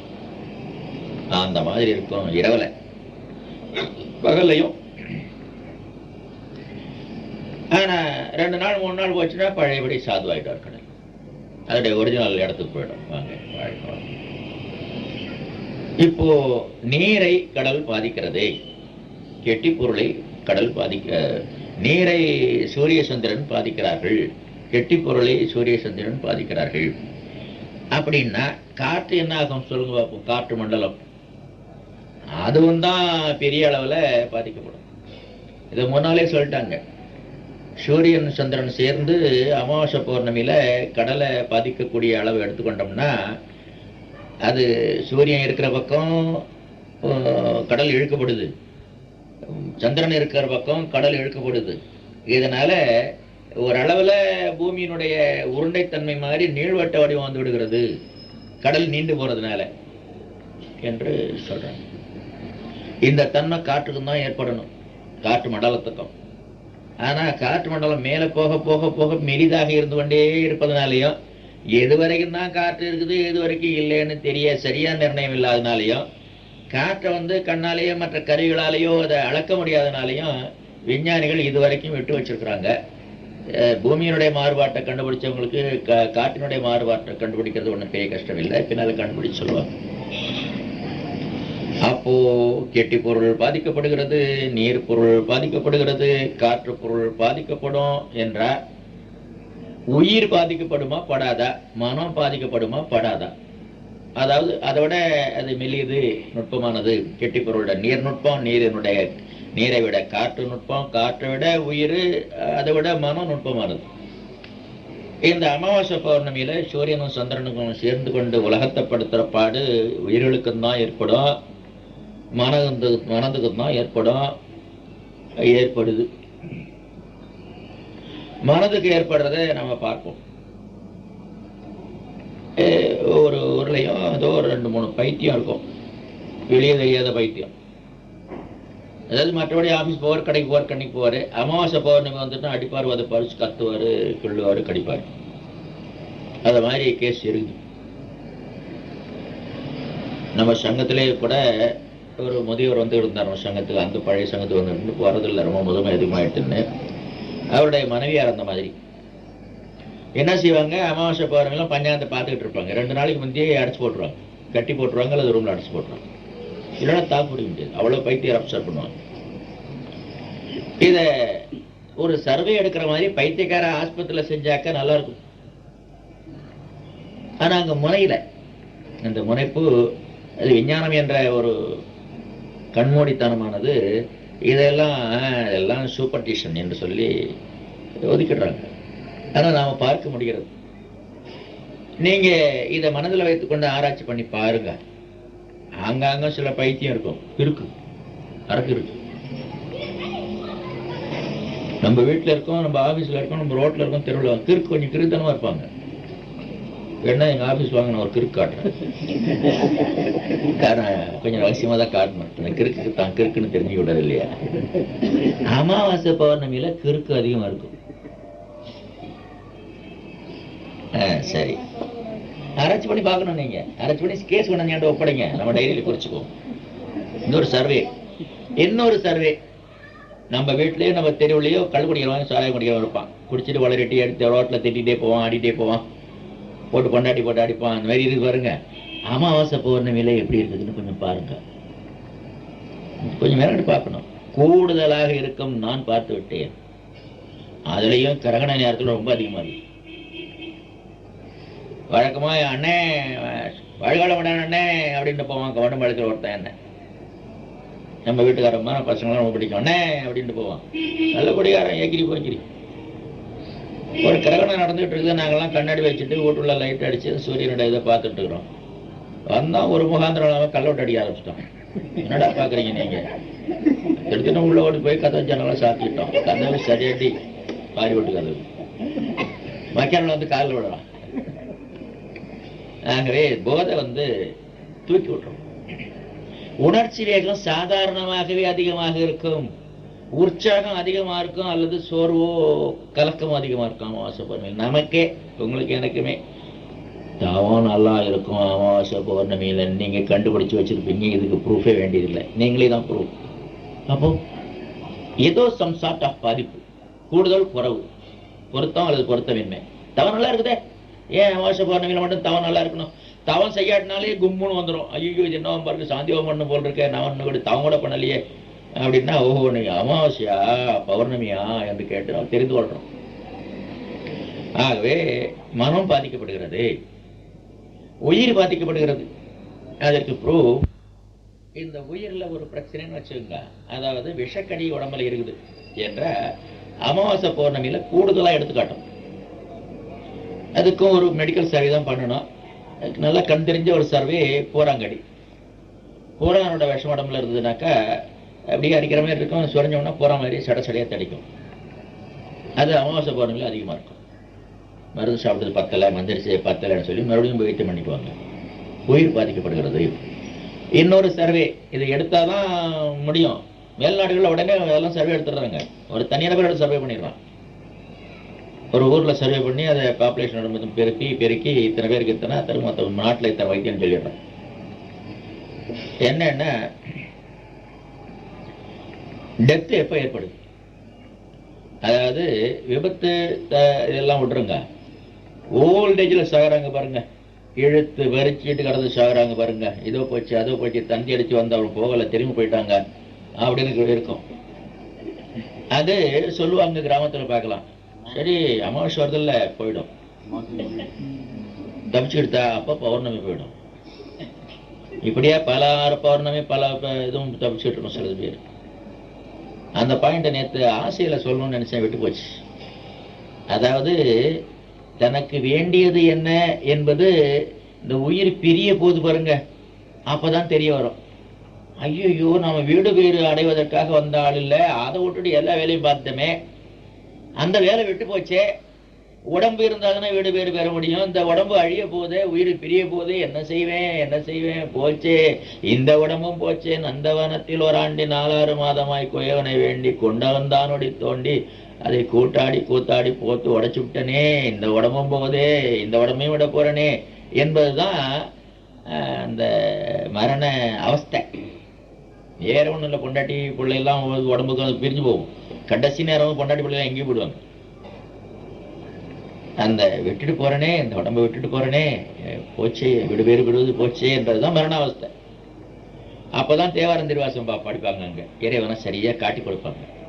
நான் சொல்றேன், பக்கத்துல உட்காந்து துரியாயுதம் போடணும்னு சொல்றேன். அந்த மாதிரி சொல்லி கொடுத்த 2 இடத்துலயும் 1000 இது இன்னொரு சொல்லிட்டு வச்சுக்கணும்னு வச்சுக்கோங்க. அப்போ அந்த உயிர் அது சம்பந்தப்பட்ட உயிரா இருந்ததுனாக்கா அவர்கள் பக்கத்துல உட்காந்து தவம் செய்யும் பொழுது அந்த உயிரும் சேர்ந்து தவம் செய்யும். ஓ இதுவா நான் போக வேண்டிய இடம், இதற்குத்தான் நான் வந்தானேன்னு ஒரு ரிலீஃப் கிடைக்கும். அதுதான் தேவார திவாசம் பிடிக்கிறது. ஆகவே நண்பர்களே, அந்த மாதிரி உயிர் ஊசலாடி கொண்டிருக்கும் பொழுது அமாவாசை பௌர்ணமி சங்கம்ச்சுன்னா 2 இழுக்குது பாருங்க, சூரியன் ஒரு பக்கம் சந்திர பக்கம், உடலும் உயிரும் பிரிஞ்சு போகும். அந்த மாதிரி உடலுக்கும் உயிருக்கும் உள்ள தொடர்பையும், மனதினுடைய ஒரு நிலையையும், அறிவினுடைய மேம்பாடையும்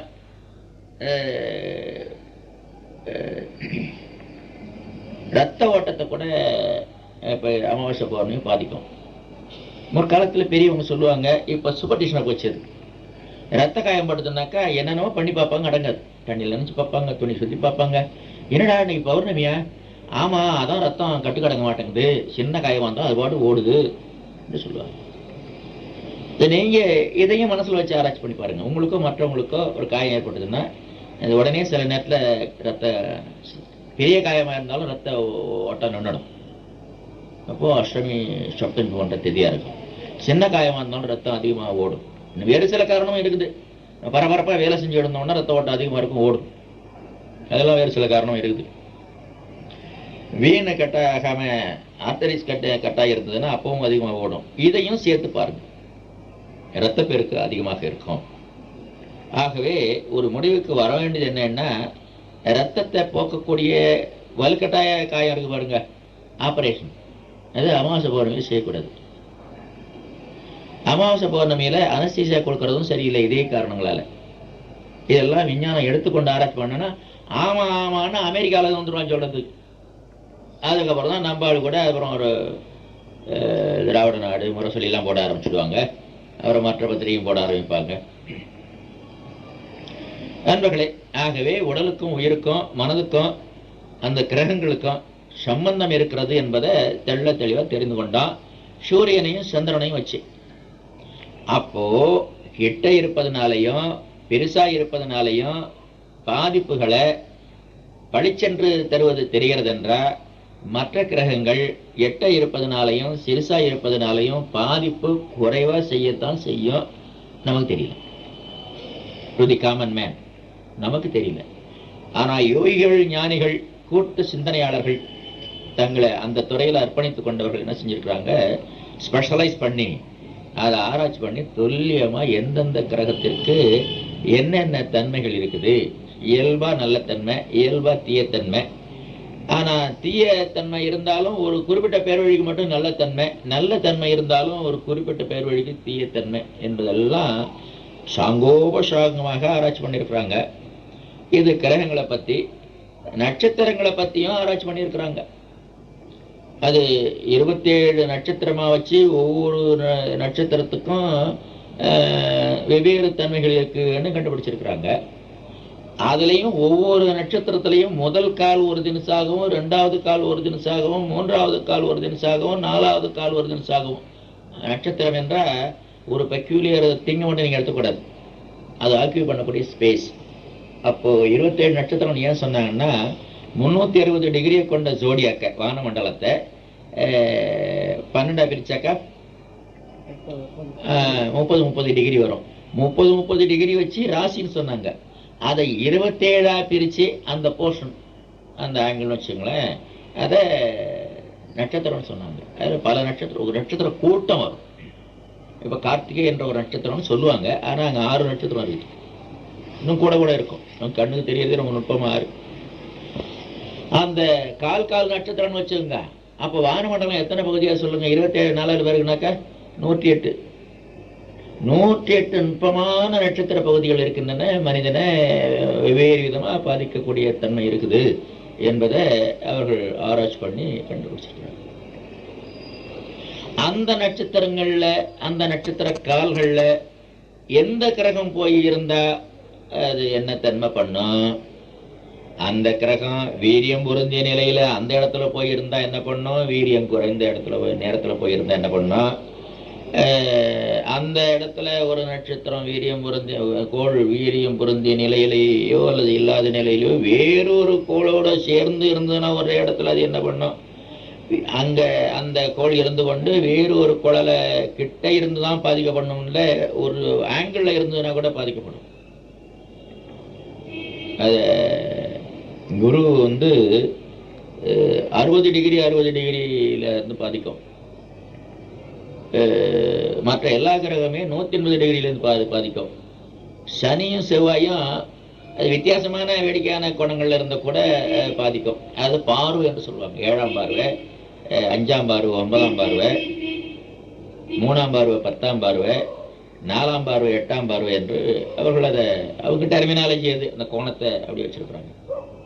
அதனாலதான் நம்ம பஞ்சபூத நவகிரகத்தில் கூட இந்த 9 கிரகங்களும் எந்த ராசி கூட்டத்தில் இருந்தாலும் அவை ஒவ்வொரு ராசி மண்டலத்திலே தனித்தனியாகவோ மற்ற ஒன்றோடு இணைந்தோ இருந்தாலும் அவை தத்தமக்கு என்ன கோணத்தில் இருந்தாலும் என்று சொல்றோமே, அது பார்வைதான் கோணம்னு சொல்றோம். பார்வையாலும் பாதிக்கப்படும். குரு என்ற கிரகம் சேர்ந்து ஒரு கிரகத்தோடு இருந்தால் செய்யக்கூடிய பாதிப்பை விட பார்வையால் அதிக பாதிப்பு உண்டு பண்ணுவார். அதே மாதிரி செவ்வாய். அப்படி இதெல்லாம் உட்கார்ந்து நுணுக்கமாக ஆராய்ச்சி பண்ணியிருக்கிறாங்க. எப்படி சித்த வைத்தியத்துல பாஷாண வர்க்கங்களை நுணுக்கமாக ஆராய்ச்சி பண்ணி அதை பசுமாக்கி உடம்புல சேர்க்கறது எவ்வளவு நல்லது எப்படி என்று கண்டுபிடிச்சிருக்கிறாங்க. இப்போ எம்பிபிஎஸ் கூட்டு கேளுங்க, ஒரு இடத்துக்கு வந்துட்டாங்க அவங்க, வேற தவிர்க்க முடியாது. இந்த ஹெர்பல் வேணா சேர்த்துக்குங்க, அதாவது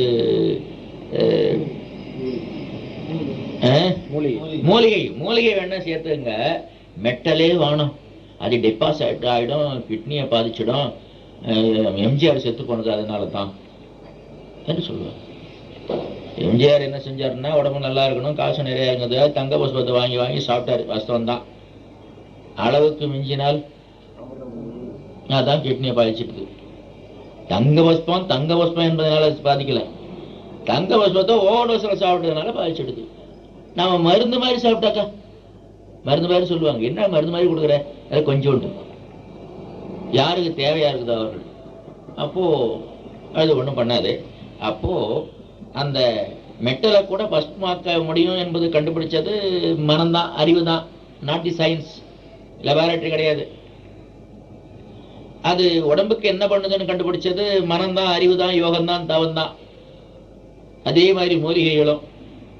ஆகவே விஞ்ஞானம் என்பது அது ஒரு ஷார்ட் சைட், அவ்வளவுதான், சைட்டு தான், ஷார்ட் சைட். எட்ட பார்க்க முடியாது, அதில் எட்ட பார்க்க முடியும், எட்ட பார்க்க விருப்பம் இல்லை.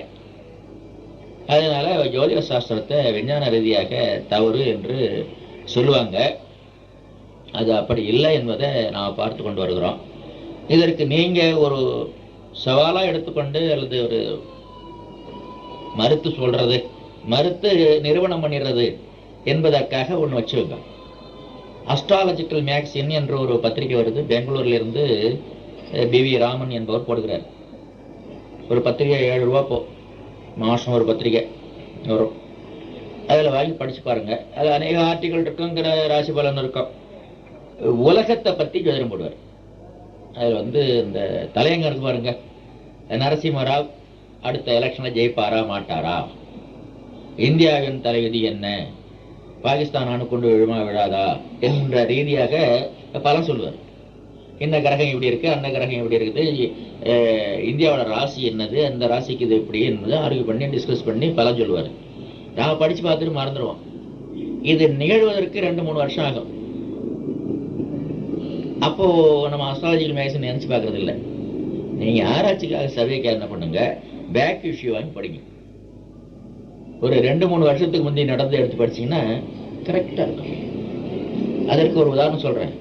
விடுதலை புலிகள் போடு போடு போடுன்னு போட்டு இலங்கையை நொறுக்கிட்டு எம்ஜிஆர் ஆதரவு, இந்திரா காந்தி ஆதரவு, திம்புல பேச்சு, ராஜீவ் காந்தி ஆதரவு என்று விடுதலை புலிகள் ஏதோ பிடிச்சாங்க இலங்கைங்கிற மாதிரி வந்து இருந்தது.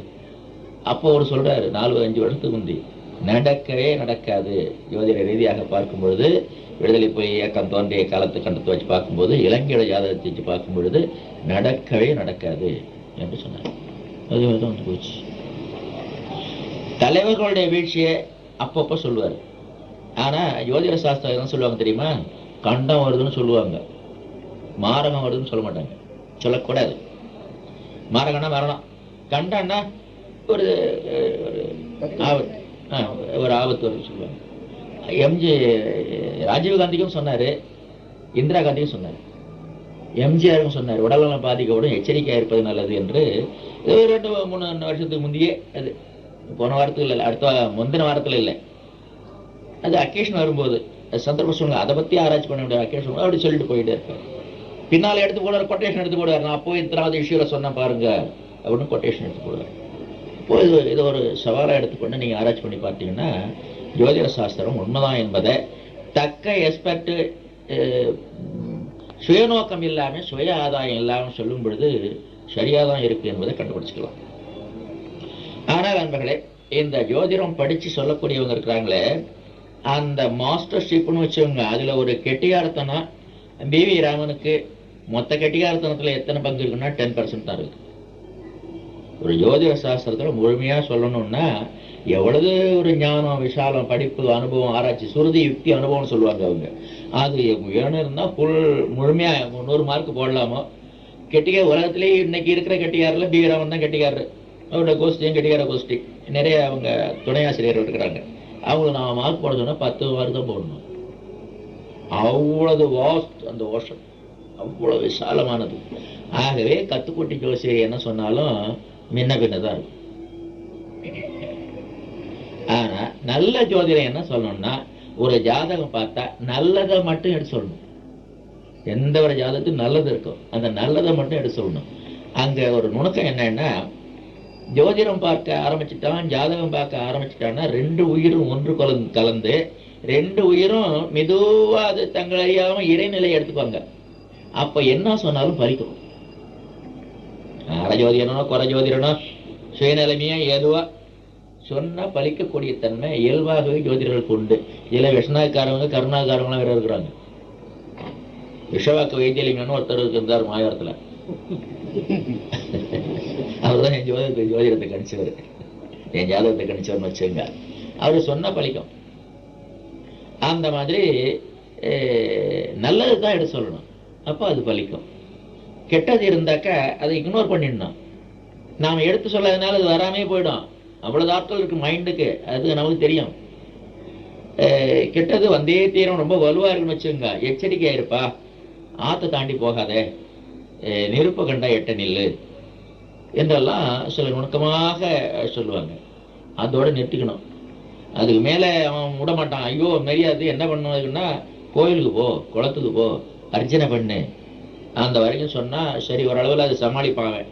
அதை விட்டுட்டு நான் ஒரு தாயத்து போட்டு தரேன், நான் ஒரு ஹோமம் தரேன்னா அதுதான் அங்க ஜோதிட கலைக்கே வந்த அவமானம் அதிலிருந்து தான் வந்தது.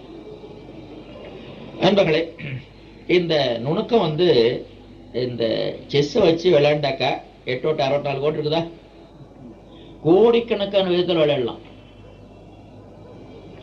இதுல 9 கோள்கள், அதுல 8 கிட்ட, அதாவது உச்ச நேச்சர்னு சொல்லுவாங்க. இப்போ செவ்வாய்னு வச்சுங்க, சூரியன்ல இருந்து 14 கோடி மைல் இருக்குது. பூமி சூரியன்ல இருந்து 9 கோடி மைல் இருக்குது. அப்போ ஒரு நேரம் 2க்கும் இடையே ஒரு 5 கோடியா போயிடுமா? 9 போயிடும். ஒரு நேரம் பூமி இங்க இருக்க சூரியனை தாண்டி அந்த பக்கம் போகுதுன்னு வச்சுங்க செவ்வாய். அப்போ 9 18 5 23 கோடி மைல் போயிடும். 5 கோடி மைல் தூரத்தில் இருக்கும்போது செய்யக்கூடிய சாதகத்தையோ பாதகத்தையோ 23 கோடி மைலுக்கு அப்பால போனா சாதகம் பண்ணுமா பாதகம் பண்ணுமா? ஆகவே ஒவ்வொரு கோளுக்கும் உள்ள தன்மை, அது 8 அல்லது கிட்ட இருக்கக்கூடிய தன்மை, அது 12 ராசியில அல்லது 27 நட்சத்திரத்துல அல்லது 108 காலில் இருக்கக்கூடிய தன்மை. 9 ஒன்னோடு ஒன்று இணைஞ்சா 99 81 முறையில இணையும் கூடும். இல்ல பார்வையெல்லாம் சேர்த்துக்கிட்டாக்கா இதையும் அதையும் எல்லாவற்றையும் பெருக்கினாக்கா கோடானு கோடி காம்பினேஷன் வரும். இது எல்லாவற்றுக்கும் பல வித்தியாசப்படும். எந்த ஜோதிடனால இதை அசஸ் பண்ண முடியும்? தோராயமா சொல்லலாமே தவிர நுணுக்கமா சொல்றது என்பது பல பேருக்கு வராது. இதுல தசாபுத்தின்னு வேற இருக்குது, அதுக்கப்புறம் கோட்சாரன் வேற இருக்குது. அதெல்லாம் என்னன்னு விளக்கிட்டு சொல்லியிருந்தா 4-10 இன்னைக்கு முழுக்க சொல்லிட்டு ஒரு வாரம் போல சொல்லியிருக்க வேண்டியதுதான். எனக்கு தெரிஞ்ச அளவில் அது அந்த மூலையில் எவ்வளவு. அப்படி இப்ப விஞ்ஞானமோ சோதிடம் எடுத்துக்கொண்டிருந்தாக்கா இதுவரைக்கும் அந்த துறையில் அவர்கள் பிரவேசிக்க இல்லை என்பதனால அதை அவர்கள் மறுக்கிறார். அதே மாதிரி ஹோமியோபதி என்ற ஒரு மருத்துவத்துறையை அவர்கள் ரொம்ப நாள் மறுத்துக்கிட்டு இருந்தாங்க. என்னன்னா, தேளு கடிச்சிட்டுன்னு போறீங்கன்னு வச்சுக்கோங்க, 7 வருஷத்துக்கு தான் மருந்தா கொடுப்பாங்க. அங்க ஏதோ ஒரு வயிற்று வலின்னு வச்சுக்கோங்க, அதாவது சுண்ணாம்பு சத்து கூடுதலா போனதுனால உடம்புல வயிற்று வலி வரும் அப்படி வச்சுக்கோங்க. உங்களுக்கு சுண்ணாம்பு சத்து தான் கொடுப்பாங்க. வீரியத்தை குறைச்சி போட்டன்டைஸ் பண்றதுன்னு பேர் அதுக்கு. அது வீரியத்தை குறைச்சி அதாவது 7 வருஷத்தை குண்டூசி முனையால எடுக்கிறது. 1 லிட்டர் ஆல்கஹால்ல அதை கலக்கிறது. நல்லா 1 லிட்டர் ஆல்கஹால் முழுக்க அந்த குண்டூசி முனையில உள்ள 7 வருஷம் கலந்துக்கிற மாதிரி எடுக்கிறது. அந்த கலவையில ஒரு டிராப் எடுத்து 1 லிட்டர் ஆல்கஹால்ல கலக்கிறது. அந்த கலவையில ஒரு டிராப் எடுத்து 1 லிட்டர் இந்த மாதிரி எத்தனை முறை பண்றாங்க? 6 முறை பண்றது, 30 முறை பண்றது, 100 முறை பண்றது, 1000 முறை பண்றதுன்றது. 1000 முறை பண்ணா அந்த மருந்து தேள்கடி விஷ மருந்து ரொம்ப வீரியமா இருக்கும். அந்த மாதிரிதான் அது ஹோமியோபதி. என்னங்க அதே மருந்தா எடுக்கிறாங்க, அதையும் ஒண்ணு இல்லாம பண்ணிடுறாங்க. கிட்டத்தட்ட வெறும் ஆல்கஹால் தான் இருக்கும், அது என்ன பண்ணிடும் அப்படின்னு மறுத்துக்கிட்டு இருந்தாங்க விஞ்ஞானத்துல. இப்போ அதுவும் ஒரு சயின்ஸா போயிடுச்சு. இந்த அஸ்ட்ராலஜியும் அவர்கள் ஒத்துக்கொண்டு தான் வராங்க. மேல்நாட்டிலையும் கூட விஞ்ஞானபூர்வமாக அது ஒரு தினசா அவங்க வச்சு பார்க்குறாங்க. சந்திரனை வச்சு பார்ப்போம் நாம, அவர்கள் சூரியனை வச்சு பார்க்குறாங்க. இன்னும் வேறு மற்ற கிரகங்களையும் கூட அதனுடைய தன்மையெல்லாம் நமக்கு தெரியாது. யுரேனஸ், நெப்டியூன், புளூட்டோல தன்மை நமக்கு ஜோதிட சாஸ்திரத்தில் வரையறுக்கப்படவே இல்லை. அவர்கள் கண்டுபிடிச்சு நம்ம உடலை மனது எந்த பாதிப்பெல்லாம் பண்ணணும் என்று அது ஒரு விஸ்தாரமான ஜோதிட சாஸ்திரமாக வகுத்து வச்சிருக்காங்க. நண்பர்களே, அதற்கப்புறம் பகுத்தறிவும் ஆன்மீகம் என்று பார்த்தோம்னா, இந்த பகுத்தறிவாதிகளை போய் விஞ்ஞானிகள் பக்கத்தில் ஒட்டிக்குவாங்க. அந்த விஞ்ஞான கண்ணோட்டத்தை தான் அவர்கள் பகுத்தறிவு கண்ணோட்டம்னு சொல்லுவாங்க. அங்க என்ன அங்கே கிடக்குது நமக்கு? முற்காலத்துல இருந்ததெல்லாம் தட்டி விடணும். பகுத்தறிவாதம் என்ன தெரியுமா? ஐயரு சொன்னா தட்டிடணும், பழமை சொன்னா தட்டிடணும். இதெல்லாம் அந்த காலத்துல அறிஞர்கள் ஐயர்களா இருந்தாங்க, படிச்சவங்களும் ஐயர்களா இருந்தாங்க. இதெல்லாம் ஐயர்களாலே வளர்க்கப்பட்டது. அதனால அது மேல ஒரு துவேஷம். ரொம்ப பழசெல்லாம் மோசம். என்னது ரிஷி யோட்டம், அது தாடி, சர்வத்திராட்சம், யமலோகம், தேவலோகம், எல்லாம் புராணங்கள்லாம் கற்பனை. ஆகவே ஜோதிட சாஸ்திரம் கற்பனை என்று அதையும் தள்ளிட்டாங்களே தவிர, மற்றபடி அவர்கள் ஆய்வு பண்ண சொன்னா விஞ்ஞானத்தை வச்சு தான் ஆய்வு பண்ணுவாங்க. நான் விஞ்ஞானத்தை மறுத்து போட்டதுனால பகுத்தறிவாதிகளுடைய மறுப்பையும் நாம அதிலேயே சேர்த்து தள்ளி. அதற்கப்புறம் ஆன்மீகவாதிகளாகிய நாம் இதை செய்ய வேண்டுமா, இந்த ஆராய்ச்சி எடுத்துக்கொள்ள வேண்டுமான்னா அவசியம் வேண்டும். ஏன்னா எல்லாவற்றையும் தழுவியது ஆன்மீகம். அது என்ன சொல்றாங்க மகரிஷி? பகுத்தறிவில் தொகுத்தறிவு பண்பாட்டை உயர்த்தட்டும். பகுத்து பகுத்து பகுத்து பகுத்து அணு வரைக்கும் போய் பார்க்கணும். அதில் உள்ள நன்மை தின்மை, அதனுடைய சாதக பாதகம் பார்க்கணும். அதே மாதிரி தொகுத்து தொகுத்து உலகம், சோலார் சிஸ்டம், கேலக்சி, பிரபஞ்சம் என்று எல்லாவற்றையும் தொகுத்து பார்க்கணும். அவ்வாறு தொகுத்து பார்க்கும் பொழுது வெவ்வேறு விஷயங்களுக்கு வெவ்வேறு தன்மைகள், வெவ்வேறு பொருள்களுக்கு வெவ்வேறு தன்மைகள் இருப்பதை நமது ஆராய்ச்சியில கண்டுபிடிச்சுக்கலாம். அப்போ அந்த சாதக பாதகங்களுக்கு தக்கவாறு நம்ம தயார்படுத்திக் கொள்ள வேண்டும் என்பது ஆன்மீகத்தில் அடங்கும் அடங்காத. உதாரணமாக அந்த காலத்துல எங்க அம்மா சொல்லுவாங்க, அது மழை பெய்யுமா, 3 மாசம் மழை பெய்யுமா. ஐப்பசி, கார்த்திகை, மார்கழி 3 மாசம் மழை பெய்யும். சில நாள் 1 வாரம் 10 நாள் இரவா பகலான்னு தெரியாத அளவுக்கு 3 மாசம் மழை பெய்யுமா. விட்டு விட்டு பெய்யும் மற்ற நாட்கள்ல. இது ரொம்ப உங்களுக்கு தாத்தா 90 வயசு தாத்தாரத்தை போய் கேளுங்க, அதுதான் அவங்க தான் சொல்லுவாங்க. இது இப்போ ஏன் தெரியுமா போயிடுது? காடுகளை அழிச்சுட்டே வந்துட்டோம். இது இப்போதான் காடுகளை அழிச்சு வரதான் கண்டுபிடிச்சிருக்கிறோம். அதுக்கு காடுகளில் அழிச்சதெல்லாம் கண்டுக்காம போயிடுது. டீ எஸ்டேட்டு, காஃபி எஸ்டேட்டு, இன்னும் கஞ்சா அபின் எஸ்டேட்டு, இதெல்லாம் என்னங்கிறீங்க? ஒரு காலத்துல ஆளு போக முடியாத இருந்த காட்டைத்தான் அதை ரேசர் பிளேடு போட்டு வழிச்சது மாதிரி வழிச்சு எடுத்துட்டு அதுல இந்த மற்ற பயிர் வச்சிருக்கோம். வானளாவிய காடுகளை அழிச்சுட்டு இவ்வளவு வேற பயிர் டீ எஸ்டேட். நீங்க போய் பாருங்க, ஆழியார் போனீங்கன்னா வால்பாறை போங்க, அங்கிருந்து அக்கா மேல இன்னும் சில இடங்கள்லாம் இருக்குது, நம்ம பாலாஜி கோயில், அங்கெல்லாம் போய் பாருங்க, ஆனந்தமா இருக்கும்.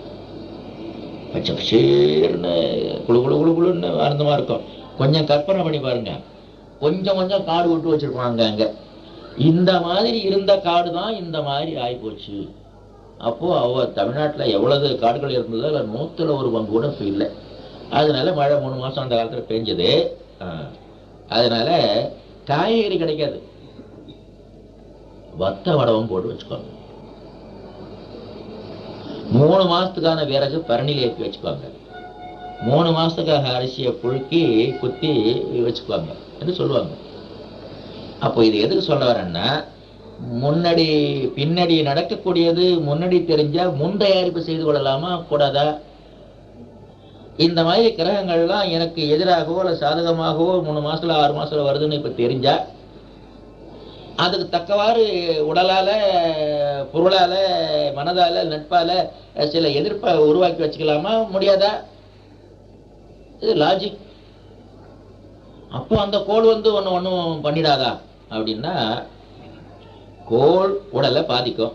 அது மிஞ்சி போயிருன்னு வச்சுக்கோங்க, உயிரி உடலையும் பிரிச்சுடும். கோள் உடலை பாதிக்கும், கொஞ்சம் டல்லா இருக்குன்னு வச்சுக்கோங்க, ஒரு சீக்கா படுக வச்சிடும். கோள் உடலை பாதிக்கும், உடல் முறுக்காயிருக்குன்னு வச்சுக்கோங்க, ஒரு தலைவலி கால் இலையில் ஓடிடும்.